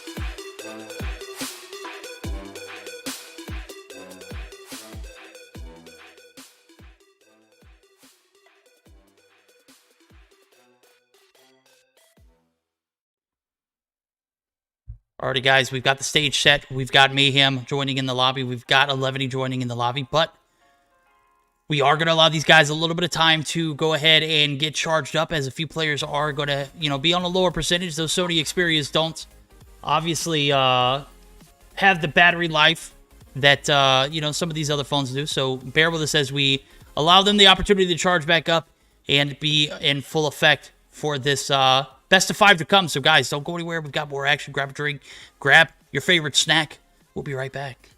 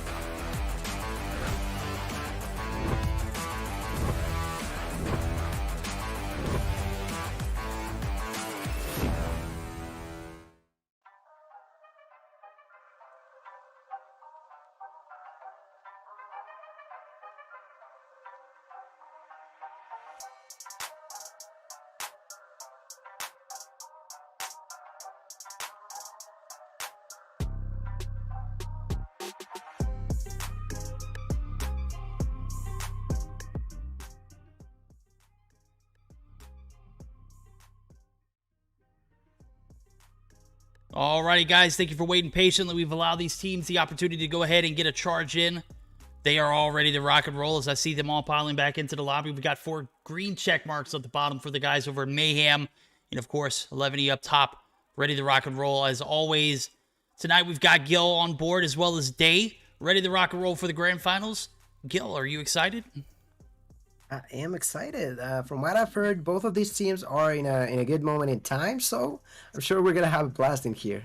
Oh, you're absolutely right, bro. Day, I know we were talking about which order you guys wanted to rock and roll, and I think Gil and I will handle the first game. You and I will pick back up in the second. Should be an interesting one as we have a best of 5 ready to rock and roll, and I don't know if you've got it handy available for rotations purposes, but yeah, we do have I got it. Hey. Yeah. So for our NYSL versus 11T finals here, guys, we're going to rock things off. Game 1 going to be a hard point firing range. Or Game 2 be search and destroy on standoff. Game 3, domination on takeoff. If we see a Game 4, we'd be looking at hardpoint Hackney Yard. And if we see a Game 5, we'd be looking at search and destroy on raid. Our map bans were Summit for NYSL and Crossfire for 11T. And the operator bans, something that NYSL does quite frequently. 11T come through with the Sparrow ban. NYSL banned the Death Machine, so the Annihilator is on the table. Wow. Alrighty. Day will be joining us back here momentarily. Gil and I got it from here, and yeah, that's interesting. New ways of no Annihilator bans. I'm thinking this is strategic, purely based on the fact that 11E banned the Sparrow, right? Obviously, if they would have known that Mayhem wasn't banning the Death Machine, they would have definitely put it in effect. But Gil, how was it on your side of the bracket, bro? I know we saw some adversity early on with Zygnus making their way out in their first round, but here we are with 11E right now with Mayhem. How have they been looking? They've been looking pretty nicely. I was talking about how great they were playing today when they were fighting against the Graves, when they were fighting against Wicked Esports too. Like, they were showing a high skill on each and every single one of those games. And well, so far, I'm digging with it, And also in that matter about not banning the Annihilator on the semifinals, it was also the same case for them, there was the option to ban the Annihilator, and they decided not to. They just banned the Death Machine, if I'm not mistaken. So I do feel like maybe there's a strategy there behind the fact that 11T may be feeling comfortable by not banning it and having it allowed for themselves too. Alrighty, well, hey, we've got a little bit of a neck-and-neck P1. It's going to anchor into a P2 where I do see Mayhem have a little bit of an advantage on the spawn side of things. Looking at it, there was a big gunfight right there by Legacy, able to win that when you're able to win those in the trenches when all odds are against you. But sure enough, the players come through, and 11E are going to have that retake early on. So even with the advantage in favor for Mayhem, they are going to give up the spawn sites here for a moment as two players are occupying the hill. Legacy going to fall through for some support, but you know, Dietrich wins those. He's going to be able to win a few more, and that is going to be a massive P2 hold here early on for 11E as they're able to rack up some uncontested points. They got about 20 seconds left before this rotation over to P3 is going to lead on. But so far, so good. Both sides looking pretty decent, but 11E able to edge Mayhem out of that P2 rotation is a big dub. Space looking for something there. Is going to find one. Is going to find two, man. I was trying to get a bird's eye view, but I couldn't click over fast enough. Parte de todo esto, Detri consiguió una racha continua de bajas bastante amplia que le permitió conseguir ese Goliath que ya lo tiene guardado, lo tiene listo, preparado para en cualquier momento soltarlo e intentar ahí sacarle el mayor jugo posible, las mayores utilidades. Por lo pronto se lo va a estar guardando, sabe que aún no es el momento de utilizarlo, puesto que en estos momentos la zona de tráiler puede no ser la indicada. Aparte de ello ya el tiempo está un poquito más reducido, me imagino que le dará un uso quizá en el siguiente punto caliente. Mientras tanto, rompieron las barreras de nueva cuenta por parte de Mayhem, y es que Leventi el día de hoy ha estado jugando de manera brutal, han estado dominando a sus rivales y en este momento no está haciendo ninguna excepción. Ya tienen una ventaja de casi 50 puntos a su favor. The advantage for 11T is going higher and higher. So far the breakthrough comes in for Mayhem, but immediately goes back to 11T. Legacy is the one inside. So far 7 kills for him, doing an amazing job. Every single one of these players have done a tremendous job at both keeping up enemies outside of the hill, or at the same time breaking through and just making sure that they don't have an easy time in. On top of all of this, there's the thing that Detri is still holding onto that Goliath in pocket. Oh yeah, that's going to be coming in handy. We saw Tectonic able to pick up one last time around on this map. It was against Tribe. Obviously, Little B going to be pulling out the Annihilator. We saw him use his a little more prematurely, but sure enough, they were able to edge Tribe out. That matchup, Annihilator on point there. Little B going to be able to find two. He is lethal with the shots. This Annihilator in the wrong hands. That's one of the players you don't want to see on the opposite end of the spectrum with an available Annihilator. Now, keep in mind, that Goliath is going to be huge, right? But look at the operator choices. You got an Annihilator at your disposal now. Maybe a little less effective as it could be. Granted, we had a Annihilator ban, so maybe a little bit of tactic, a little bit of risky business going on for both teams. But sure enough, a little bit of an advantage now that as 11E has kind of lost that as I'm looking at it. 95-71, a much closer game for the guys over at Mayhem. They have a stout hold here on P4. Not going to be able to, close the gap as much as they want, but set themselves up nice and pretty for a P1 reset.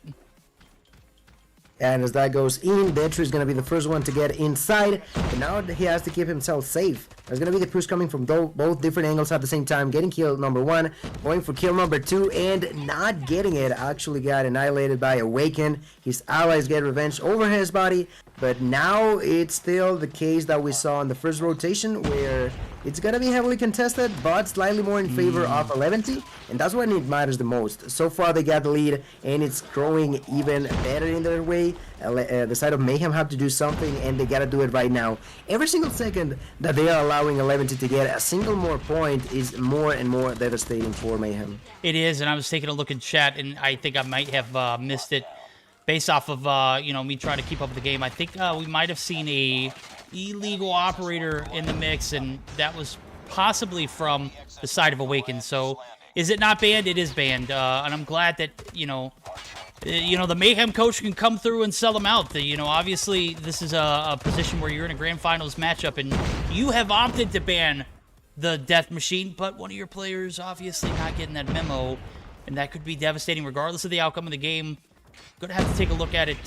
Mayhem, Coach Zim obviously pointed out. So Awaken going to switch over to the Gravity Vortex, which, no harm, no foul right there, right? Wrong. Obviously, we've seen it on the stream. Mayhem has pointed it out in chat, and obviously they want to have a fair and square matchup, and so far so good here for 11. They have gotten the break there on P3. They have, or P2 rather, and Armory is going to be compromised. Could be where we see this game come down to an ending, but does Dietrich have another Goliath? Nope, he doesn't. That's a spectator glitch. That's tough. 133 and counting. The break comes through. Mayhem able to make a little thing of a little shake there, but unfortunately, based off of what we are going to be reviewing, obviously the illegal operator being used could be, no point here so far.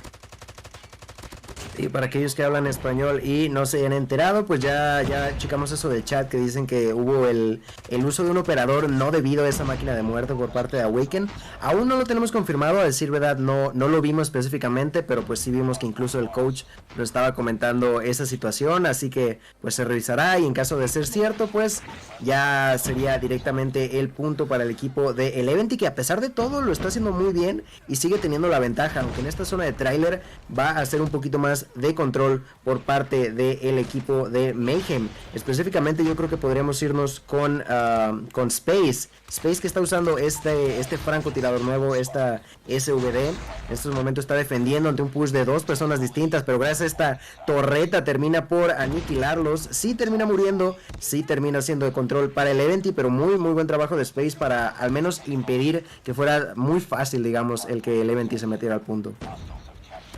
Yep, now we're going to see the break come through. P3 trailer side. Going to be occupied. Mayhem looking to, extend this game a little further. The P4 rotation could come through. It is absolutely a guarantee now as the points are going to come in. The lead is going to be in favor of Mayhem, but again, it's based purely on the fact that that death machine didn't get used, so he has Gravity Vortex equipped now, Dave. That does not mean that he had it attached earlier.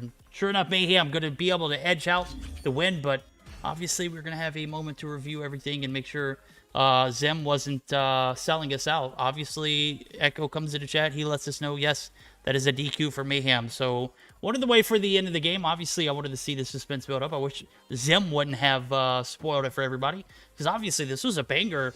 Even on the backs of Mayhem getting the DQ, they got the win technically. No, technically they don't. That is not the case. So, very unfortunate situation, but man, bro, did Awaken pop off? 35 kills? Is that enough for a redemption on the Death Machine? Obviously not, so that's tough.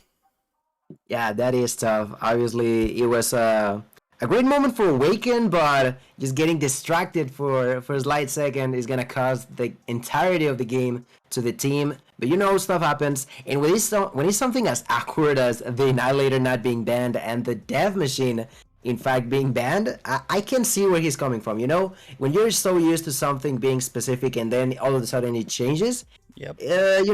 Something can slip off. Hey, sometimes those Jedi mind tricks, they kind of backfire on yourself if you're not too careful. And obviously, that was the case for Awaken. Obviously, the Death Machine was banned. And he obviously used it, but bro fragged out. Gotta say, 35 and 23. Not the best way to start off for Mayhem, but the great way to start for... you know what, man? I'm contradicting myself too much. Dave, help me out here. We're back in the lobby. We're getting geared up for Search or Destroy. Phenomenal performance from Mayhem to be able to come back and make the hard point theirs. Obviously, it doesn't go down as a win technically, but still an overall great performance for Mayhem in game number 1. Yeah, definitely a little bit unfortunate for Mayhem, but, it is what it is. The game was fantastic regardless. It came right down to the wire.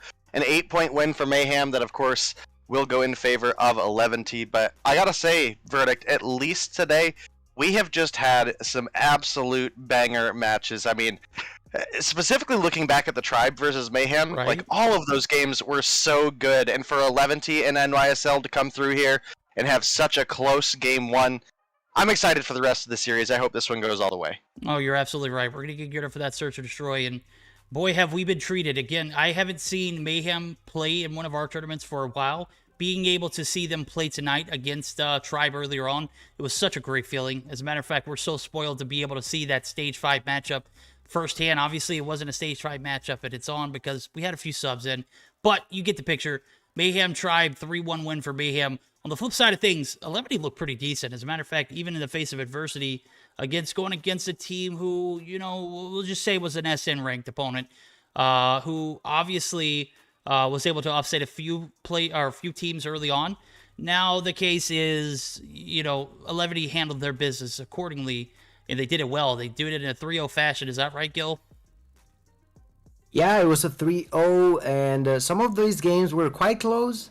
But specifically talking about Graves, they are not on point on search and destroy. Like it was not it. They got down bad in that game. Outside of that, well, it's been 11T just rolling over opponents. You said it, 3-0, really dominant fashion. But that's the way they've been rolling. I don't think they have lost a game yet, quote unquote yet, because you know this game technically lost. Yeah, exactly. But at the same time, there was a DQ, so they are undefeated so far. I'm feeling it, bro. We're gonna call it. I mean, even though the Mayhem score reflected they took the win, obviously that wasn't the case. So. You know, moving on to this game too, it's going to be a search and destroy standoff. One thing we don't have to keep in factor is, you know, you don't have to worry about that operator slip. So it won't be a factor here in search and destroy, obviously. So no harm, no foul here moving forward. Obviously, that little bit of a disconnect for Mayhem, it could be resulting in a big ball drop later on. So the Levity still technically undefeated today, as I was taking a look at the bracket. You did not lie. They are undefeated. As a matter of fact, they stormed past Ghost Army. They destroyed Wicked Esports, who actually beat Lux. That's crazy. And then they 3-0 Graves. So fact checks are in, 100% accurate. Celebrity team's on fire right now. Can they continue that same momentum? On the backs of an upset and a disqualification, you know, an illegal operator use, Death Machine. You know, I've made points about it.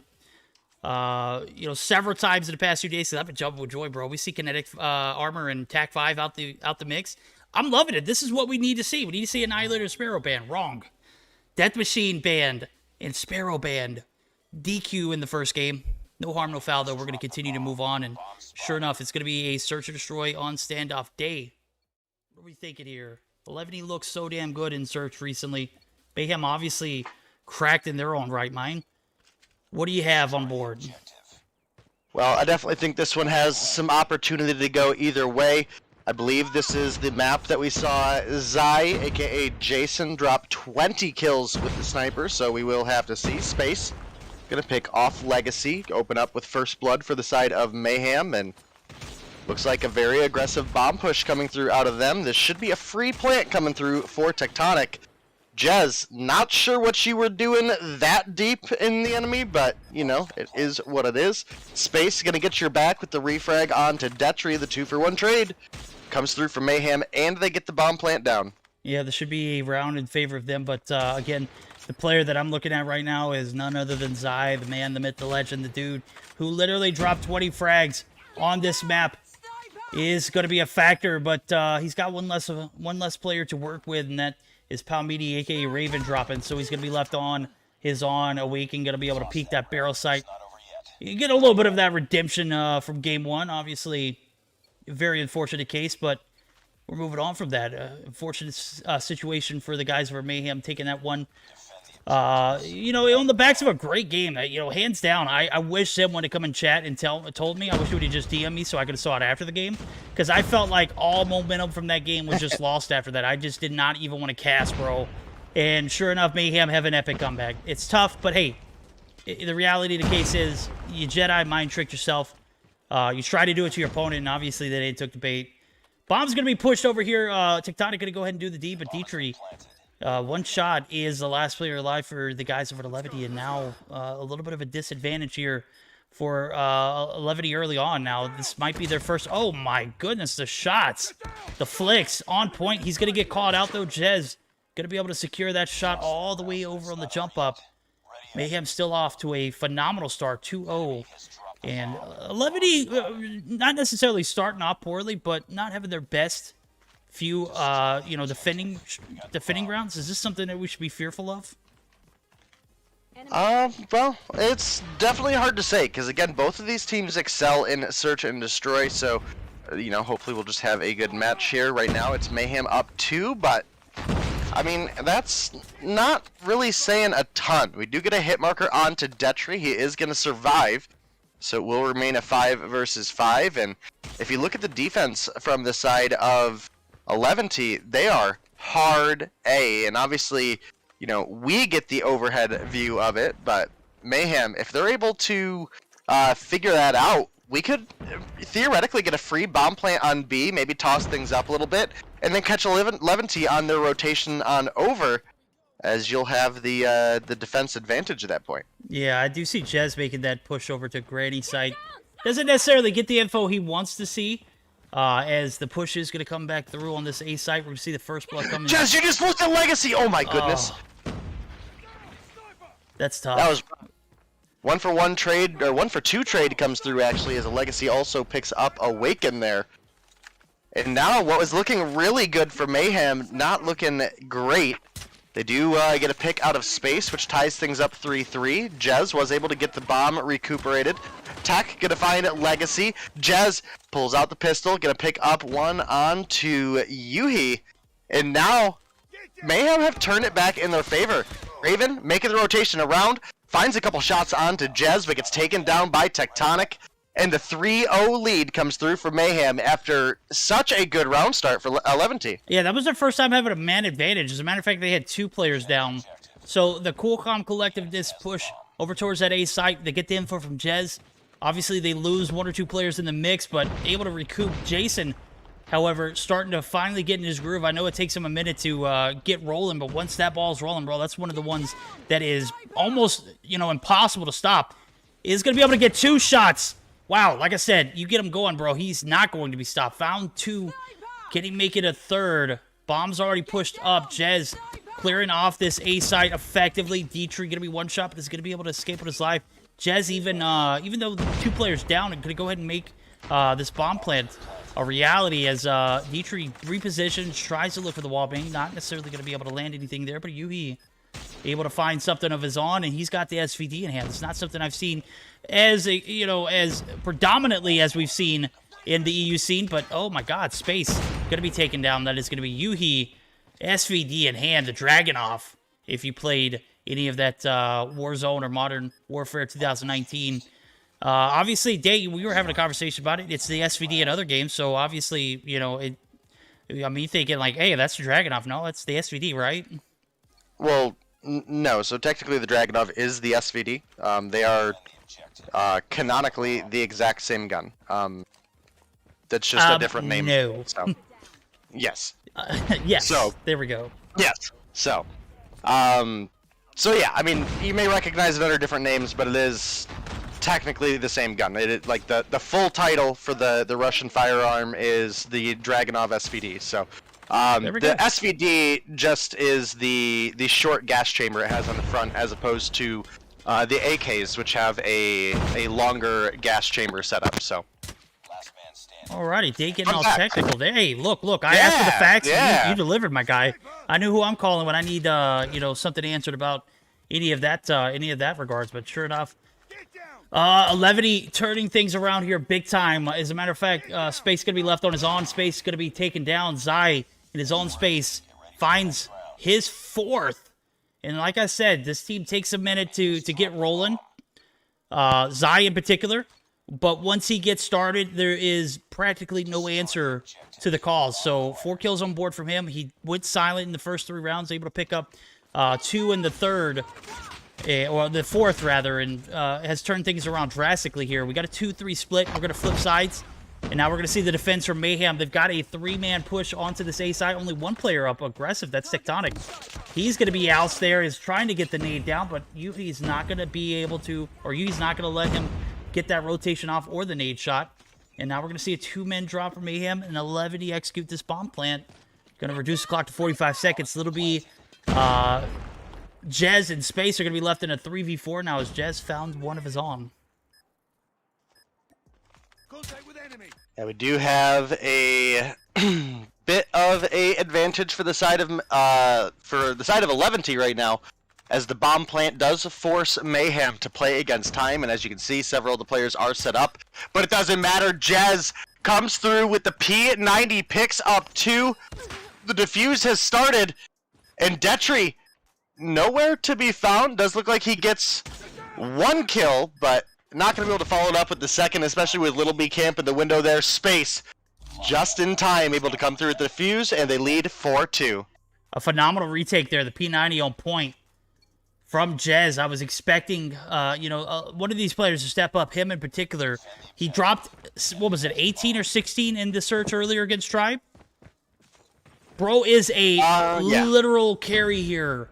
Carrying that same energy over here in this search or destroys. He's got 8 early on now. P90 in hand, and we saw our question in the bomb plant earlier on. Obviously, it paid dividends. Zai going to be taken down. Oh my god, that P90 is a beam, but so is the shorty still. As Waken has yet to, make something, different on that case. If it's not broke, don't break it, right? No, if it's not broke, don't change it. He's going to find another unsuspected victim. That's Raven, and now Detri in an all too familiar format, going to be left in a 1v something scenario. This time it's 3, not 2. Little B, yet again, no difference. Picks up that last kill, and that is going to be the guys over Mayhem that much closer to a match point, or a round in, actually, as I'm looking at it. It's 5 points. Good God, we are on match point. Defend the objectives. The enemy has the bomb. Yeah, you may be looking at 11T lately, looking really good at search, but again, so have Mayhem, and they're coming through really strong with it here as well. Obviously, the pickup of Jez for this week is working out pretty strong for them, sitting at 9-5 right now. But, oh my goodness. 2-for-1 trade comes through quick for the side of Mayhem, as Space and Awaken each coming through with a kill. Obviously, still rocking that shorty. And it does look like we might have had a disconnect from Raven. Unsure if it's a rage quit or we've actually seen him just have connection issues in general lately. So that could be just total coincidence, but yeah, we'll say it's total coincidence.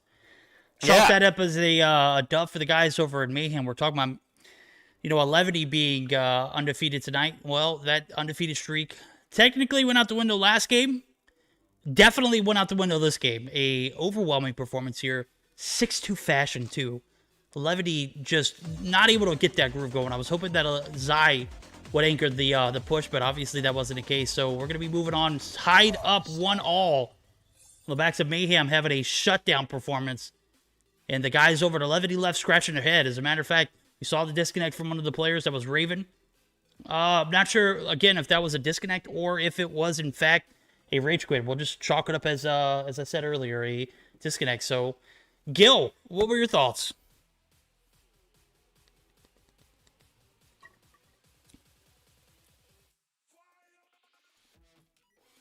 Yeah, it happens. I was agreeing with what they said. The addition of Jez this week, just phenomenal. 9 to 5, was it? Like, just keeping up to what the standards were needed. Just absolutely amazing job done so far.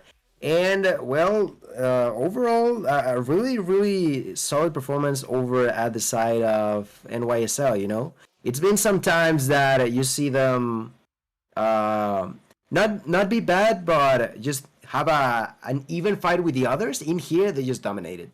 No, you're absolutely right. As we're going to get geared up for that Game 3 scenario. Going to be taking a look at a domination on takeoff. Need to hear thoughts from both of you guys. We'll start with Dave.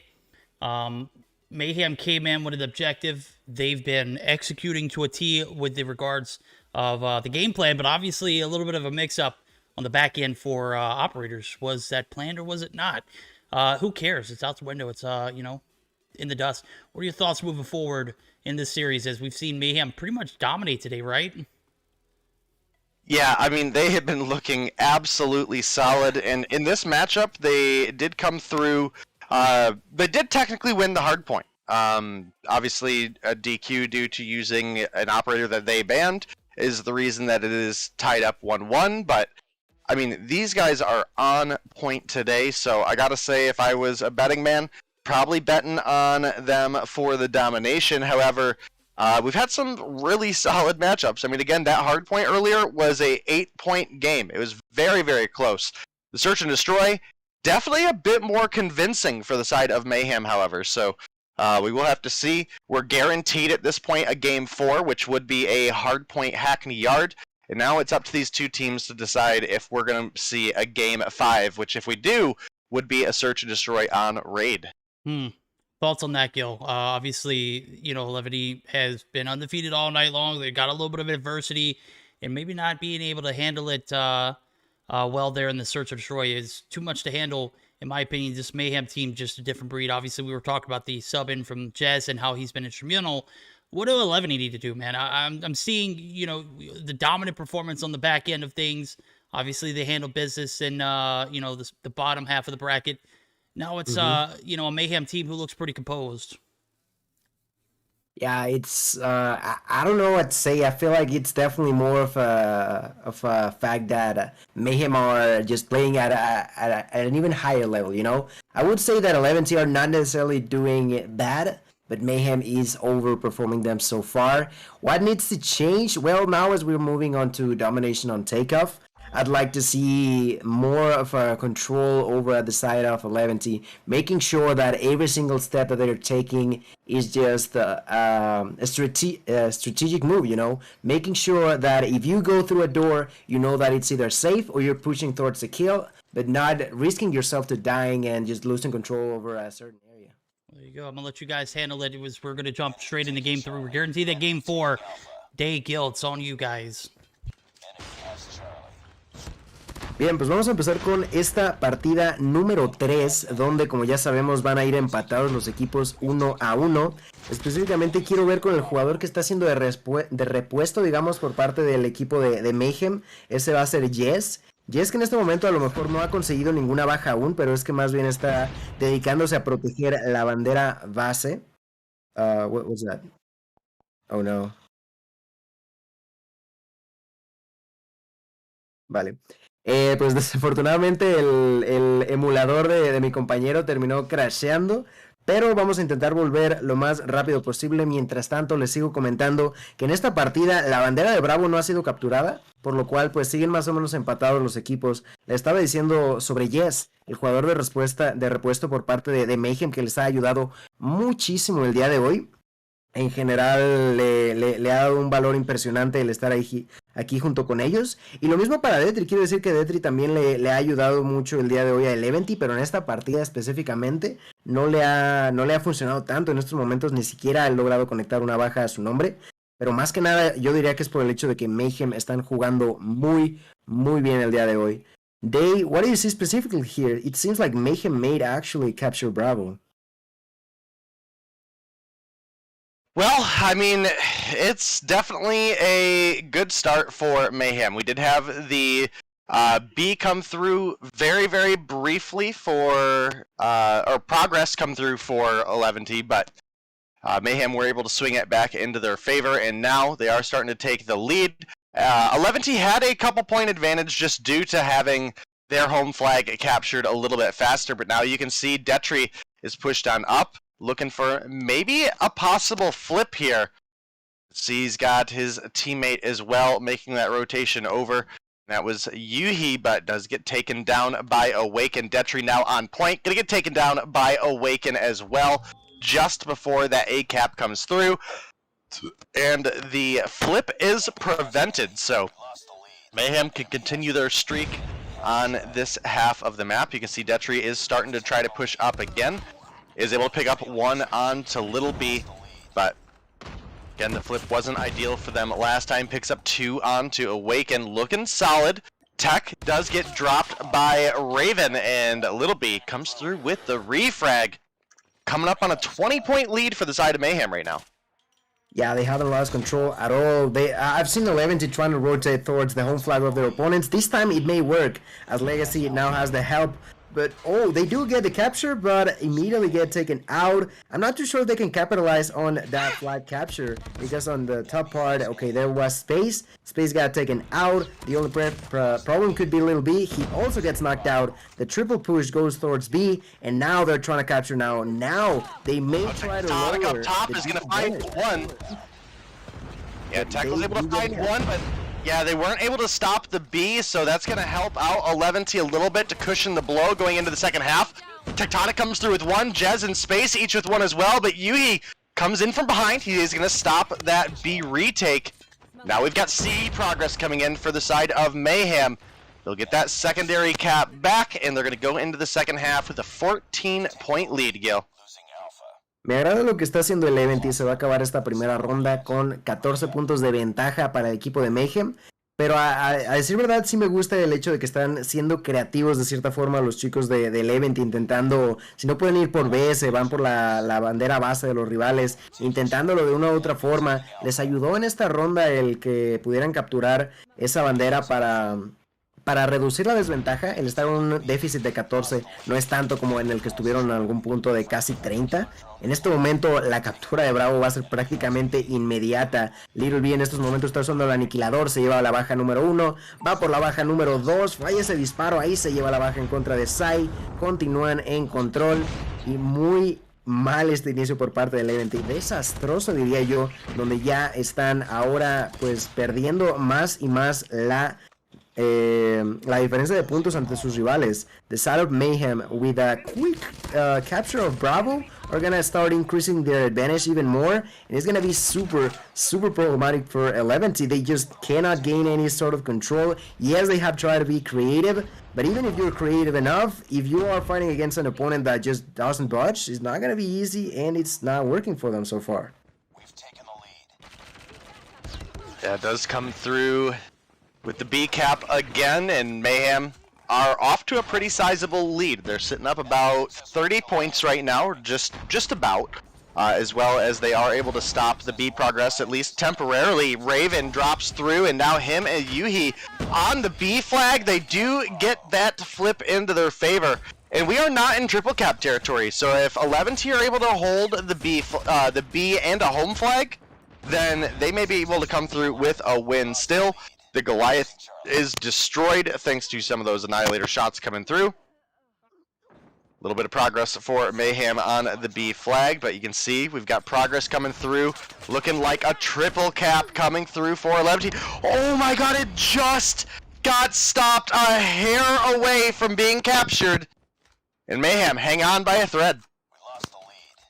Yeah, I definitely like the fact that 11T was able to get that double capture like you mentioned, allowing them to have hope in this game. They are decreasing that disadvantage by the second, and so far they have been able to defend, but let's see for how long. Mayhem are definitely not happy about what's going on, and they were quite close to that triple cap like you mentioned. If that would have been the case, it would have been just chaos for the side of Mayhem. Through the smoke, they're trying to capture the flag. Not gonna be working out. Juhi is making sure that timing is staying low, throwing another smoke so they don't get any visual contact. Juhi does get the contact in the enemy and takes that kill to Little B, continuing the push forward, pretty much just trying to be annoying at their opponents and just pushing forward. The disadvantage is now as low as less than 10 points.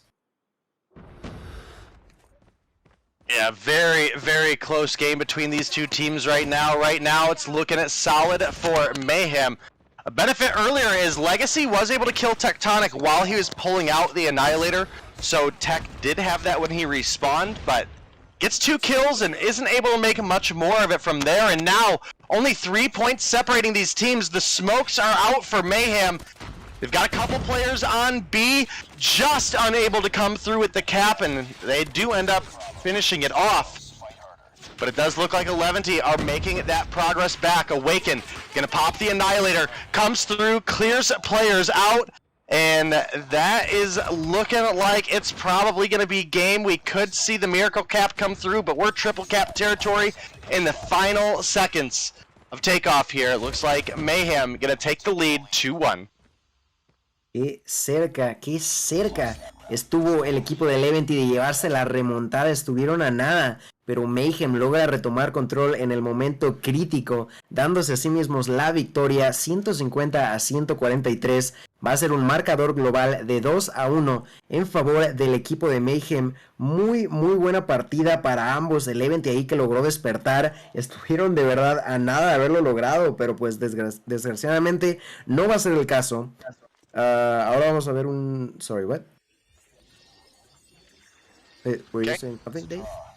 No. Okay. Well, the score. Looking at the scores right now, I see that a lot of players, actually most of the players over at 11T struggled in their gunfights, but the control there on the second half was really, really solid when they needed it the most. Unfortunately for them, Mayhem came through with the double capture at the end, and well, that's gonna be the 2-1 lead for Mayhem.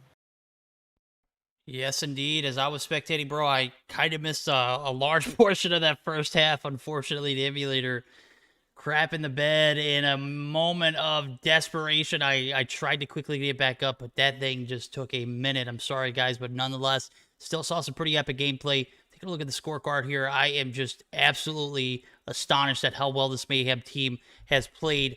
As a matter of fact, if you're taking it, into perspective, they've technically won 3 games, right? On the backs of a DQ, which, stuff happens. Awaken obviously cleared his name of that match. Does a phenomenal job, 21-12, and Jez being a, top frag in his own, 19-16 with 7 caps, just absolutely clutch. He put those last few seconds on to that B cap, and lo and behold, we have a 150-143 game. We're going to get geared up for that game 4, which, obviously was bought on the backs of a game 1 forfeit, or not forfeit, but DQ, but still should be an interesting one now. Mayhem played this one against Tribe earlier day, and we saw how early the map control and the score got out of hand. Mayhem just have this number called on this map against Tribe. Can they do the same thing here against 11D and close this series out?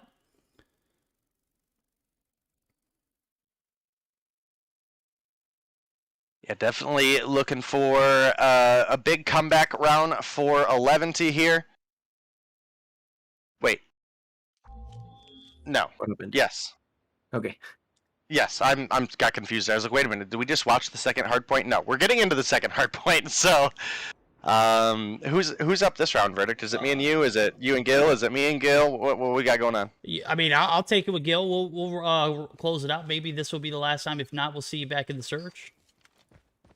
No day, no party? We need that search. We need that search. All right. Let's kill 11T. Yeah, there we go. Gil. 11T we trust. Hey, there we go. That's what I'm talking about. A little bit of that EU spirit. Let's go. Well, so far, the control is going to be in for 11T. A couple of players are going to be inside, and when I mean a couple, I mean 3 of them, doing a good job at keeping enemies off base. And, well, they're trying. Mayhem are definitely trying, rotating all the way around. The one doing it the hardest. I thought Tectonic wanted to go around, but he may be trying to solidify the spawns for the next point. And I sort of see where he's coming from, but that could be, yeah, against them. That's why he decided to just go back to the point. He's going to be fighting in, gets taken out. 11T with a huge control of the first kill. I think at some point, something went wrong with Mayhem. They were just going back and forth between pushing towards the point and going towards the next one. So, I don't know, maybe a bit of miscommunication there, maybe? Yeah, possibly. I mean, we've seen miscommunications already here in this matchup. Game 1 was a prime example of it. Mayhem obviously are trying to look for that, Game 4 closeout, and very well could do it here, but they're not going to get a lot off that P1, which could be problematic, but seem to have a pretty decent control of the map here for this P2 rotation. Now, you have to be flawless in this rotation. As a matter of fact, we're looking at a 53-point advantage on the back of that P1 rotation. So, definitely going to be looking for Mayhem to close this P2 out, but lo and behold, here comes Zai, looking to spoil those 60-point venture space. Going to peek his head out, pay the price, and the break is going to come through at the cost of Tectonic actually able to put his foot back on the hill. So, still 53 seconds in favor of 11E, and they've got a little bit of control over the side of the tire shot, but Tectonic just being way too overpowered in the objective, able to pick up 2 instrumental kills and could actually close this P2 rotation out. And I see one player making that rotation back, does a 360, and that's going to be Dietrich. He's not going to make the push up, is, however, going to be playing some gatekeeping, not allowing these players to press through the mid side of the map before he's taken out. And sure enough, the backs of a phenomenal P2 hold, Mayhem able to close that gap. Después de el primer punto caliente casi perfecto por parte del Eventi, vemos exactamente lo mismo, pero en favor del equipo de Mayhem, que logra cerrar esa diferencia. Y mientras nos movemos a la tercera zona, Va a ser un inicio con un poco de control por parte del Event, pero inmediatamente empieza la batalla campal entre ambos equipos, intentando mantener el control, donde Yuji aquí, vamos a verlo a través del humo, intentando defender aquí esta zona, se le cuelan los rivales, termina muriendo Yuji y va a ser el equipo de Mayhem bajo control. Dentro del punto vamos a tener a Tectonic, Tectonic ya tiene 12 bajas a su nombre, va a mantenerse seguro en este punto caliente, dándole más puntos a su equipo. Trabajo bastante sólido, ahí Legacy lo pushea y lo asesina. El Eventy quiere meterse al punto, pero rápidamente lo sacan. Little Big que ya tiene este aniquilador y va a intentar sacarle el mayor provecho posible. Little Big now using this Annihilator, gonna be taking that kill to Yuji and try to set up the team for the next kill. Point number 3, really contested. Point 1 and 2 were pretty one-sided, but now as we move on to the fourth one, what is going to be the case is going to be the most important point, I would say. Is one team gonna be specific, or is it gonna be fought between the two of them? I don't know, but the first initial capture is gonna be for Mayhem. It is. As a matter of fact, they get a strong presence here on this P4 rotation. This could be a devastating one. Bottom green. Jez going to be the last one on the objective. He's going to be taken down, and now we're going to see Mayhem kind of in a sporadic spawn. One player at the bottom portion of the map. That's going to be Little B going to have to make that long trek over the backside. It's going to be shut down. We're going to see where he spawns at, because that's going to be key for this P5 rotation. About 30 seconds left, and it does look like Little B is going to be anchoring in. Now, I've seen players spawn, or not necessarily spawn, but hold spawns for this particular rotation here, but I've also seen it be done on that yellow building, so interested to see where he plays it out. Awaken's going to make the push up, is going to be able to man the fort here on P4. Not necessarily going to be able to rack up those points, able to contest, though, and that's what matters. So P5 is what it's going to boil down to. We're looking who's going to have the advantage so far. It looks like 11 was the predominant winner there on P number 4. Bottom green closes out. Rotations over to P5 are going to come through, but guess what? Mayhem have spawns. We know what they can do with spawns. P2 is a prime example. Can they do the exact same thing here? It's going to be an interesting one. Little B going to be traded instantly, though. Legacy pulls out his Annihilator. Is going to be clearing house. He's got one player left to deal with. Palmini up top. Raven does not succeed, and spawns now are going to be flipped, and that are actually going to be favoring the guys over at 11, who've yet to really find a game here in this best of 5, but could very well do it here in this clutch situation. They're on the brink of elimination. This is the finals. This is a cash tournament. Who's going to be taking the bag this week? Who's going to be getting the crown? It's up in the air right now. Just took a 4-piece. Oh my God. Raven gets into the point, clears off everybody inside, now uses the spikes, takes another kill, goes for kill number 6 and gets it. Absolutely insane. Now there's someone inside of the point. Now finally he gets taken out by none other than Awaken, but a good push from Raven made it through and made sure that, well, the opponents were not getting too far ahead of them, and they're not ahead of them at all. It's going to be tied as it gets, 113 each, and the point, initial cap, is going to be for Tectonic with that Type 25. El control inicial de este punto va a ser para Tectonic, una partida brutalmente peleada, pero recordemos que el Event se encuentra al borde del precipicio, pendiendo de un hilo, intentando llevarnos a la partida número 5, siguen con el sueño de llevarse esta partida y irnos a la partida final de buscar destruir. Por lo pronto retoman el control y puede ser que se lleven esta partida, Verdict. Oh man, this is a tough one. We saw how devastating P1 could be for Mayhem based off of the first rotation, but guess what? We're at a reset right now. This is an opportunity for them to redeem themselves. We're going to see a neck-and-neck match.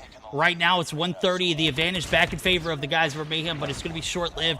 Why? Because D3 is just too OP. He's got 22 on board. And now Mayhem going to be on the outskirts looking in. Going to have to fight some adversity. Not only that, but based off of the time, we're going to be seeing a little bit of a devastation here if they can't get their foot on the hill in order to, you know, kind of close that gap. They do finally make the point, but who has spawns for P number 2? Tire Shop. We saw how devastating it was for Mayhem earlier to gain that lead and take the advantage, but now they're going to be battling for a break, and they're going to have to make it break quick. 11-2 want to take this game. They got there first. The push comes through. They're trying to walk through that door, but Raven is keeping up them off. Takes that double kill, and that's going to be the victory for 11-2 Verdict. We got ourselves a game number 5. You were talking about 11-2 just struggling a lot in this best of 5. Well, this game, they finally have made it. Take this victory. We're going to game 5. I was about to say, I don't want to say this is not caster curse, because it's not. But you obviously swayed 11 to play better, bro. What did you do? Absolutely. I did nothing except for hope for a game 5.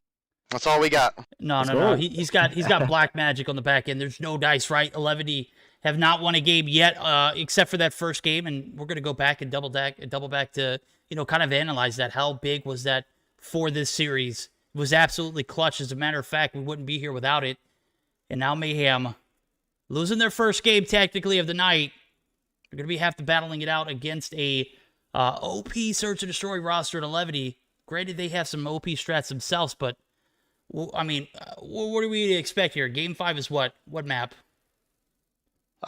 Game 5, I believe, was a raid search and destroy, and we saw 11T struggle in the last search and destroy we had. And I'm gonna be honest here, nowhere or no party, bro. For search, that is Is that it? 11T's. That is 11T's hard search and destroy carry 9 times out of 10. In addition, we're also missing Pallone. So, Oh, yes. those are 2 giant factors for the side of 11T. Obviously, for Mayhem, we're also missing one of our starting lineup in Nero, and we have Jez, who has been cracked in search and destroy today. So, we'll see as things go on. I'm gonna give the edge to Mayhem here, though. Okay. I know you made a claim earlier. I'm going to be honest with you. Wedo used to be, in my opinion, the keyword used to. He's still consistent. He's still very consistent in search. You know what? I've seen so many Search and Destroy games where I just didn't see his presence at all. As a matter of fact, I think I've seen Pallone. You mentioned him, and that was a clicker for me. That's where it clicked for me. I don't see Pallone in this roster right now. I think that's going to be the main factor. But Dietrich's been carrying the weight. Am I right, Gil? He's what? He's been picking up the slack. He's been carrying the weight. Where that Pallone top frag carry comes through. He has been filling that place pretty decently.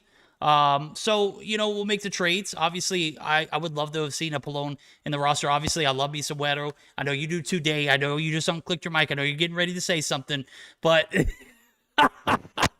look, I'm on you. I'm with it. But I've seen a lot of the focus from Wedo, in particular in domination formats.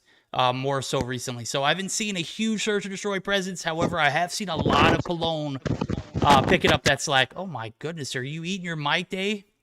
I'm not doing anything. What was that? I just heard... I heard you say what is this? I have no idea. He plugged his mic back in. I know that's what it is. It's the sound cue, bro. I'm calling you out. You know what? I'm gonna be honest with you. That might have been it. I was twisting I was like fidgeting with the connection for the headset where it goes into like the extension wire. That had to be it. My bad. All right. I was fidgety. Well, Gil, we're going to join you back in the lobby, and we'll be able to claim or crown a champion after this game. This is where champions are born, Game 5 scenarios. Day, we know what's at stake. Got to think back to that Game 1, the hard point. The devastation from a death machine. You try to Jedi mind trick your opponent, and sure enough, you Jedi mind trick your own players. And here we are, and it's all up for stake. Awaken. Sure enough, he's going to be the first one to drop. Yeah, Detry with the big opening frag, but Space with the SKS is able to answer one back. Legacy, I believe, still the manager for NYSL, which is kind of a fun little mashup here. But Detry going to find another on Little B, and now Mayhem. They're sitting down in a rough way right now. Raven finds Jez from behind, and now it's Tectonic in a 1 versus 4. Can't win the gunfight there, and first round convincingly going to go over to the side of 11T. You're absolutely right, and I got to point out too, earlier Tectonic played on this map against the guys over at Tribe. Obviously, he didn't have the best game of his life. We're going to be looking to see how he performs and plays throughout this game because his presence is desperately needed for this Mayhem roster. We've seen what happens when he's not in the mix. You add a Peanut Peterson in the lobby, it's a different game, but sure enough, that's not the case. Tectonic is here in full effect, but 11 is also here in full effect. They know what's up for stakes. They've got as much claim to the throne as the next, and Mayhem going to be in a 2-for-2 trade, though. So I did see the 2-for-2 come through, and it does look like Jez is your bomb carrier. Is going to make this B plant a reality, but Legacy up top, the manager from Mayhem, actually going to be jumping down prematurely, and that's going to be Awaken finally getting on board with his first, and the bomb's down, 40 seconds on the clock. 11, you have 2 players left to work with. That's Dietrich and Jason. Can they make it happen? Well, we do got the time ticking down right now. Mayhem have the advantage, the 3-2, but Detri gonna tie things up to Jason. Jump shot, takes down Jez. Space, gonna find the 2-piece though. Clutch is up for the team and ties the game up 1-1. Much needed round there for Mayhem. Not saying that this thing could have gotten out of hand earlier, but you saw how devastating that first round was for them. 11 just absolutely owning that first round. A little bit of trades back and forth. Finally going back over in favor of the guys who are Mayhem. Space just too cracked. He's got 5 kills on board right now. Let's get some screen share or some screen time to my guy Space.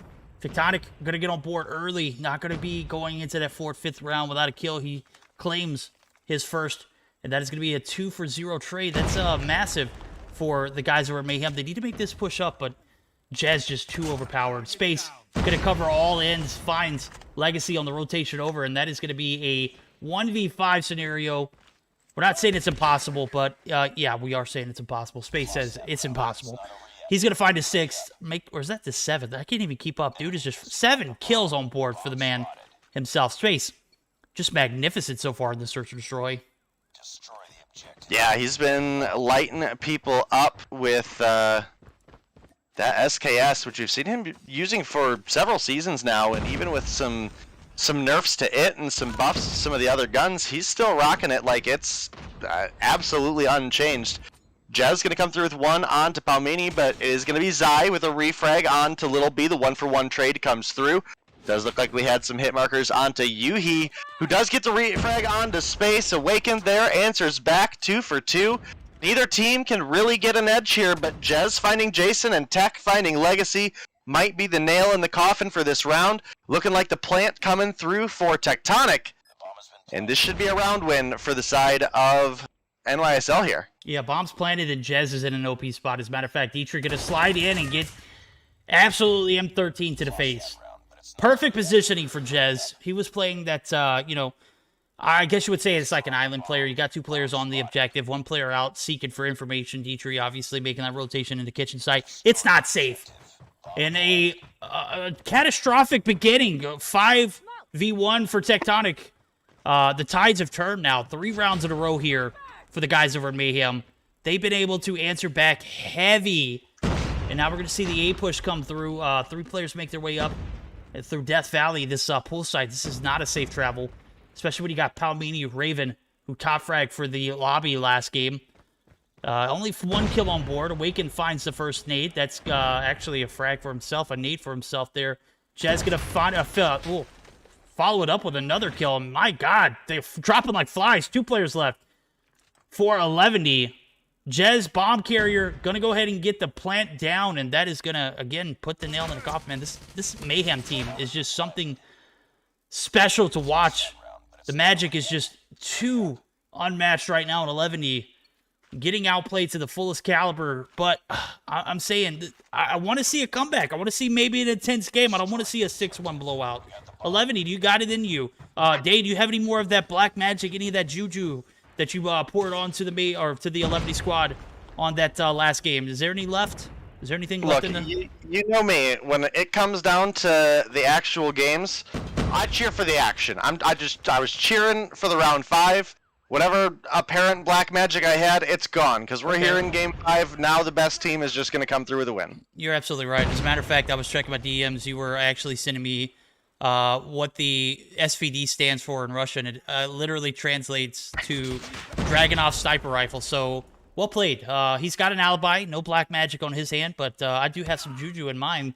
Obviously, we're talking about the drinkable variety, so... 2-for-3 trades as Levity has a little bit of an advantage. Granted, Palmini Raven doesn't drop here. He's 1 shot, but Zai going to come through and have his teammates back in an absolute clutch situation. A bomb's down, and Mayhem knows it. Look at their positioning. They're going to be holding down fort here on this A site. Bombs down right there in Money Room. If I wish I could get a perspective of where exactly it is. Jez. My goodness, did you see that reaction time? Oh, bro's Holy cracked. crap. Bro's cracked, man. Bro, maybe frickin' 10 years ago. Holy crap, dude. That flick was nasty. Yuhi is going to come through, secure the kill. Tech now left in a 1 versus 3. Can he clutch it up? Oh, he's going to find one there, but turns around. There's Raven. Going to pick up that kill, and you asked for it, and now 11T have at least bounced back a little bit. They picked themselves up around, which does cushion the advantage that Mayhem had, but takes away from that cushion that Mayhem had, but still could go either way. It could go either way indeed. Now, as I do drop the JuJu, obviously, I was just playing. We have JuJu Energy as a sponsor. I was just trying to give them a shout out without it being too addy. Obviously, you guys caught onto the mix as we see a 2v4 or 2-4 scenario now. Backs of some good attack strategies here from 11. They're able to pick apart that Mayhem defense, but Jez doing a little bit of work in mid, trying to prevent the rotation over, is going to be overwhelmed with players. The reaction time's just not there. Awaken going to be taken down as well. No casualties for the side. Oh my god, Dietrich! The shot on Little B in top laundry. But sure enough, Space able to find one for himself, but it's not going to be enough to prevent that bomb from being planted there. As we got about 40 seconds on the clock. 13 kills for the guy. Oh my goodness, this spot I didn't even know existed.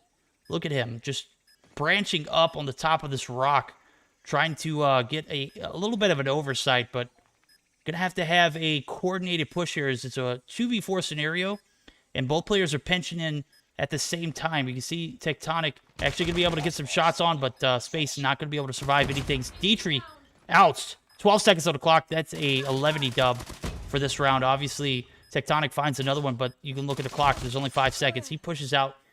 Is not able to make anything happen, and obviously, it is what it is. So now 11 looking a little better. Looking to close that gap. They've brought it down to 1 round. The attack strat's on point for them. Can they make this comeback a reality? It's very possible. Yeah, definitely looking doable right now. 11T, they've got 3 rounds on the board, and coincidentally, they would only need to find 3 more for the win. So obviously, if they found 3, they could find 3 more. Legacy, First Blood, literal frag onto Tectonic, possibly the best player you could have picked off there. Space got a sight on Detri there, but not wanting to challenge. Detri, what on earth were you doing? Swapped to the secondary and just hard sprinted at Space, who's got 14 kills on the board. Jez gonna find the refrag onto Jason, however. Finds another onto Yuhi. Legacy able to come through. Raven gets the refrag as well. It's now a 2 versus 1. Little B, the last remaining player of his team. I don't think he actually got sight on both of those players crossing over mid, so he's gonna be playing with without that knowledge. If maybe he caught someone's head crossing mid, maybe he gets a pick by peeking out into kitchen, but that didn't end up being the case. Picks up an M13, so he'll have that on the back with the Locust. Ooh, Raven. Could be in a rough spot here. This is a nasty head glitch, but Little B's a nasty player. But Legacy from middle of rings picks up that kill, ties things up 4-4. Interesting turn of events now as we flip sides, and Shu is literally on the other foot. We are all tied up. 11 finding 3 rounds of their own. Obviously, they were in a position where they were playing with house money. Obviously, this matchup shouldn't even be this far. It should be a 3-0. But the reality of the situation is that hardpoint game, I'll go back to, little mistakes like that can have a huge influence later on down the road, and this is that influence right here. Dietrich going to be able to find that returning frag as we see Little B picking off 1 by 1. Little B only 2 kills on board, but making a major impact right now. Oh my god, he's going to be outnumbered. That is going to be another frag in favor of Raven, who picks up his 4th, but Legacy with his bomb in hand is in a pretty... Man, Jez is just always in the right place at the right time. Dude has 9 kills right now. Have you noticed that? I mean, you could say that, but Space has 14, dude. Like, Space is cracked. Tech gets the refrag onto Detri. Now it's Raven left in a 1v2. Doesn't matter. Space is there for the rotation. Now, 2 rounds to go for 11T. 1 round to close things out for Mayhem. Verdict. Who you got? Bro, I'm going to be honest with you. If Space is alive, I'm fearful for 11E. 11E have to find a way to play around that SKS player. I could see why some of these players want that gun banned. And Stage 5, dude, is literally just firing away and lacing kids.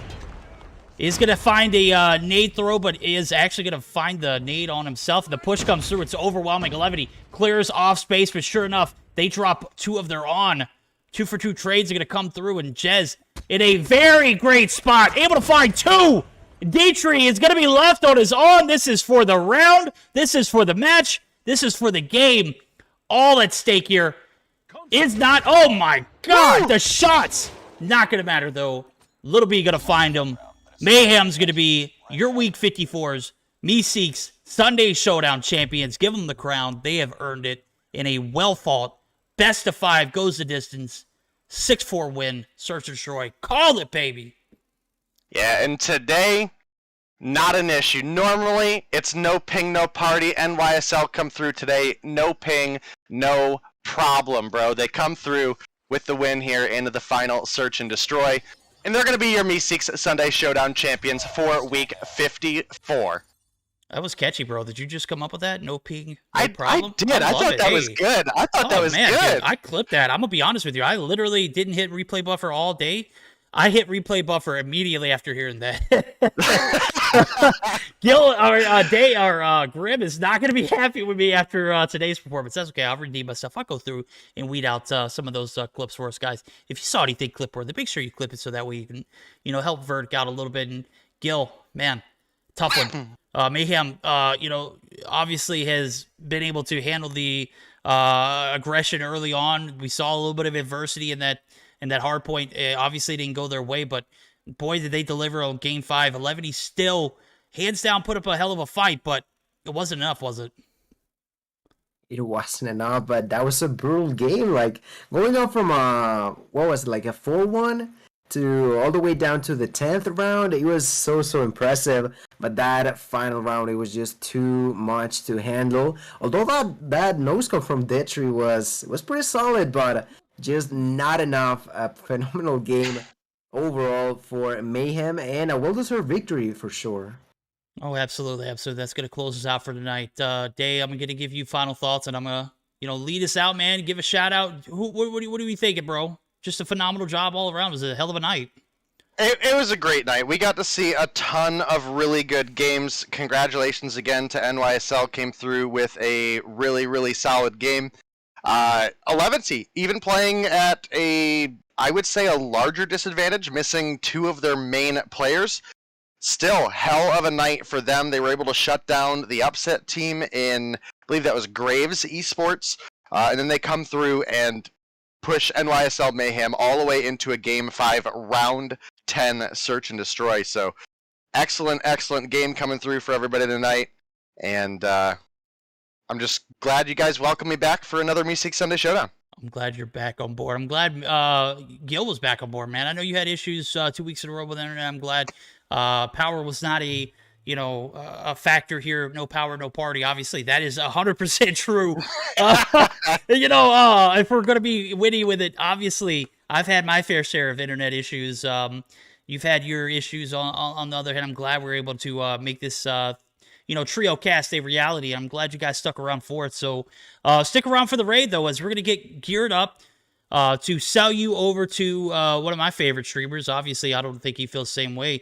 If you do tell him, we love him. We miss him. Hope he comes back next week. And that's none other than I'm Vague. So Meseeks Sunday Showdown brought to you by Trovo, HyperX, JuJu Energy, as I was showing you the cups, and SXC. Be sure to use code Meseeks. These cups are nice, bro. I'm going to be honest with you. I didn't think they had that great quality, and sure enough, they delivered, bro. 100% on point. So tell Vague we love them, and spam that, don't spam Bolu Clown in chat, all right? I know you guys love to antagonize, him, but I'm not putting any ideas in your head, right? Yeah. All right, guys. GG's.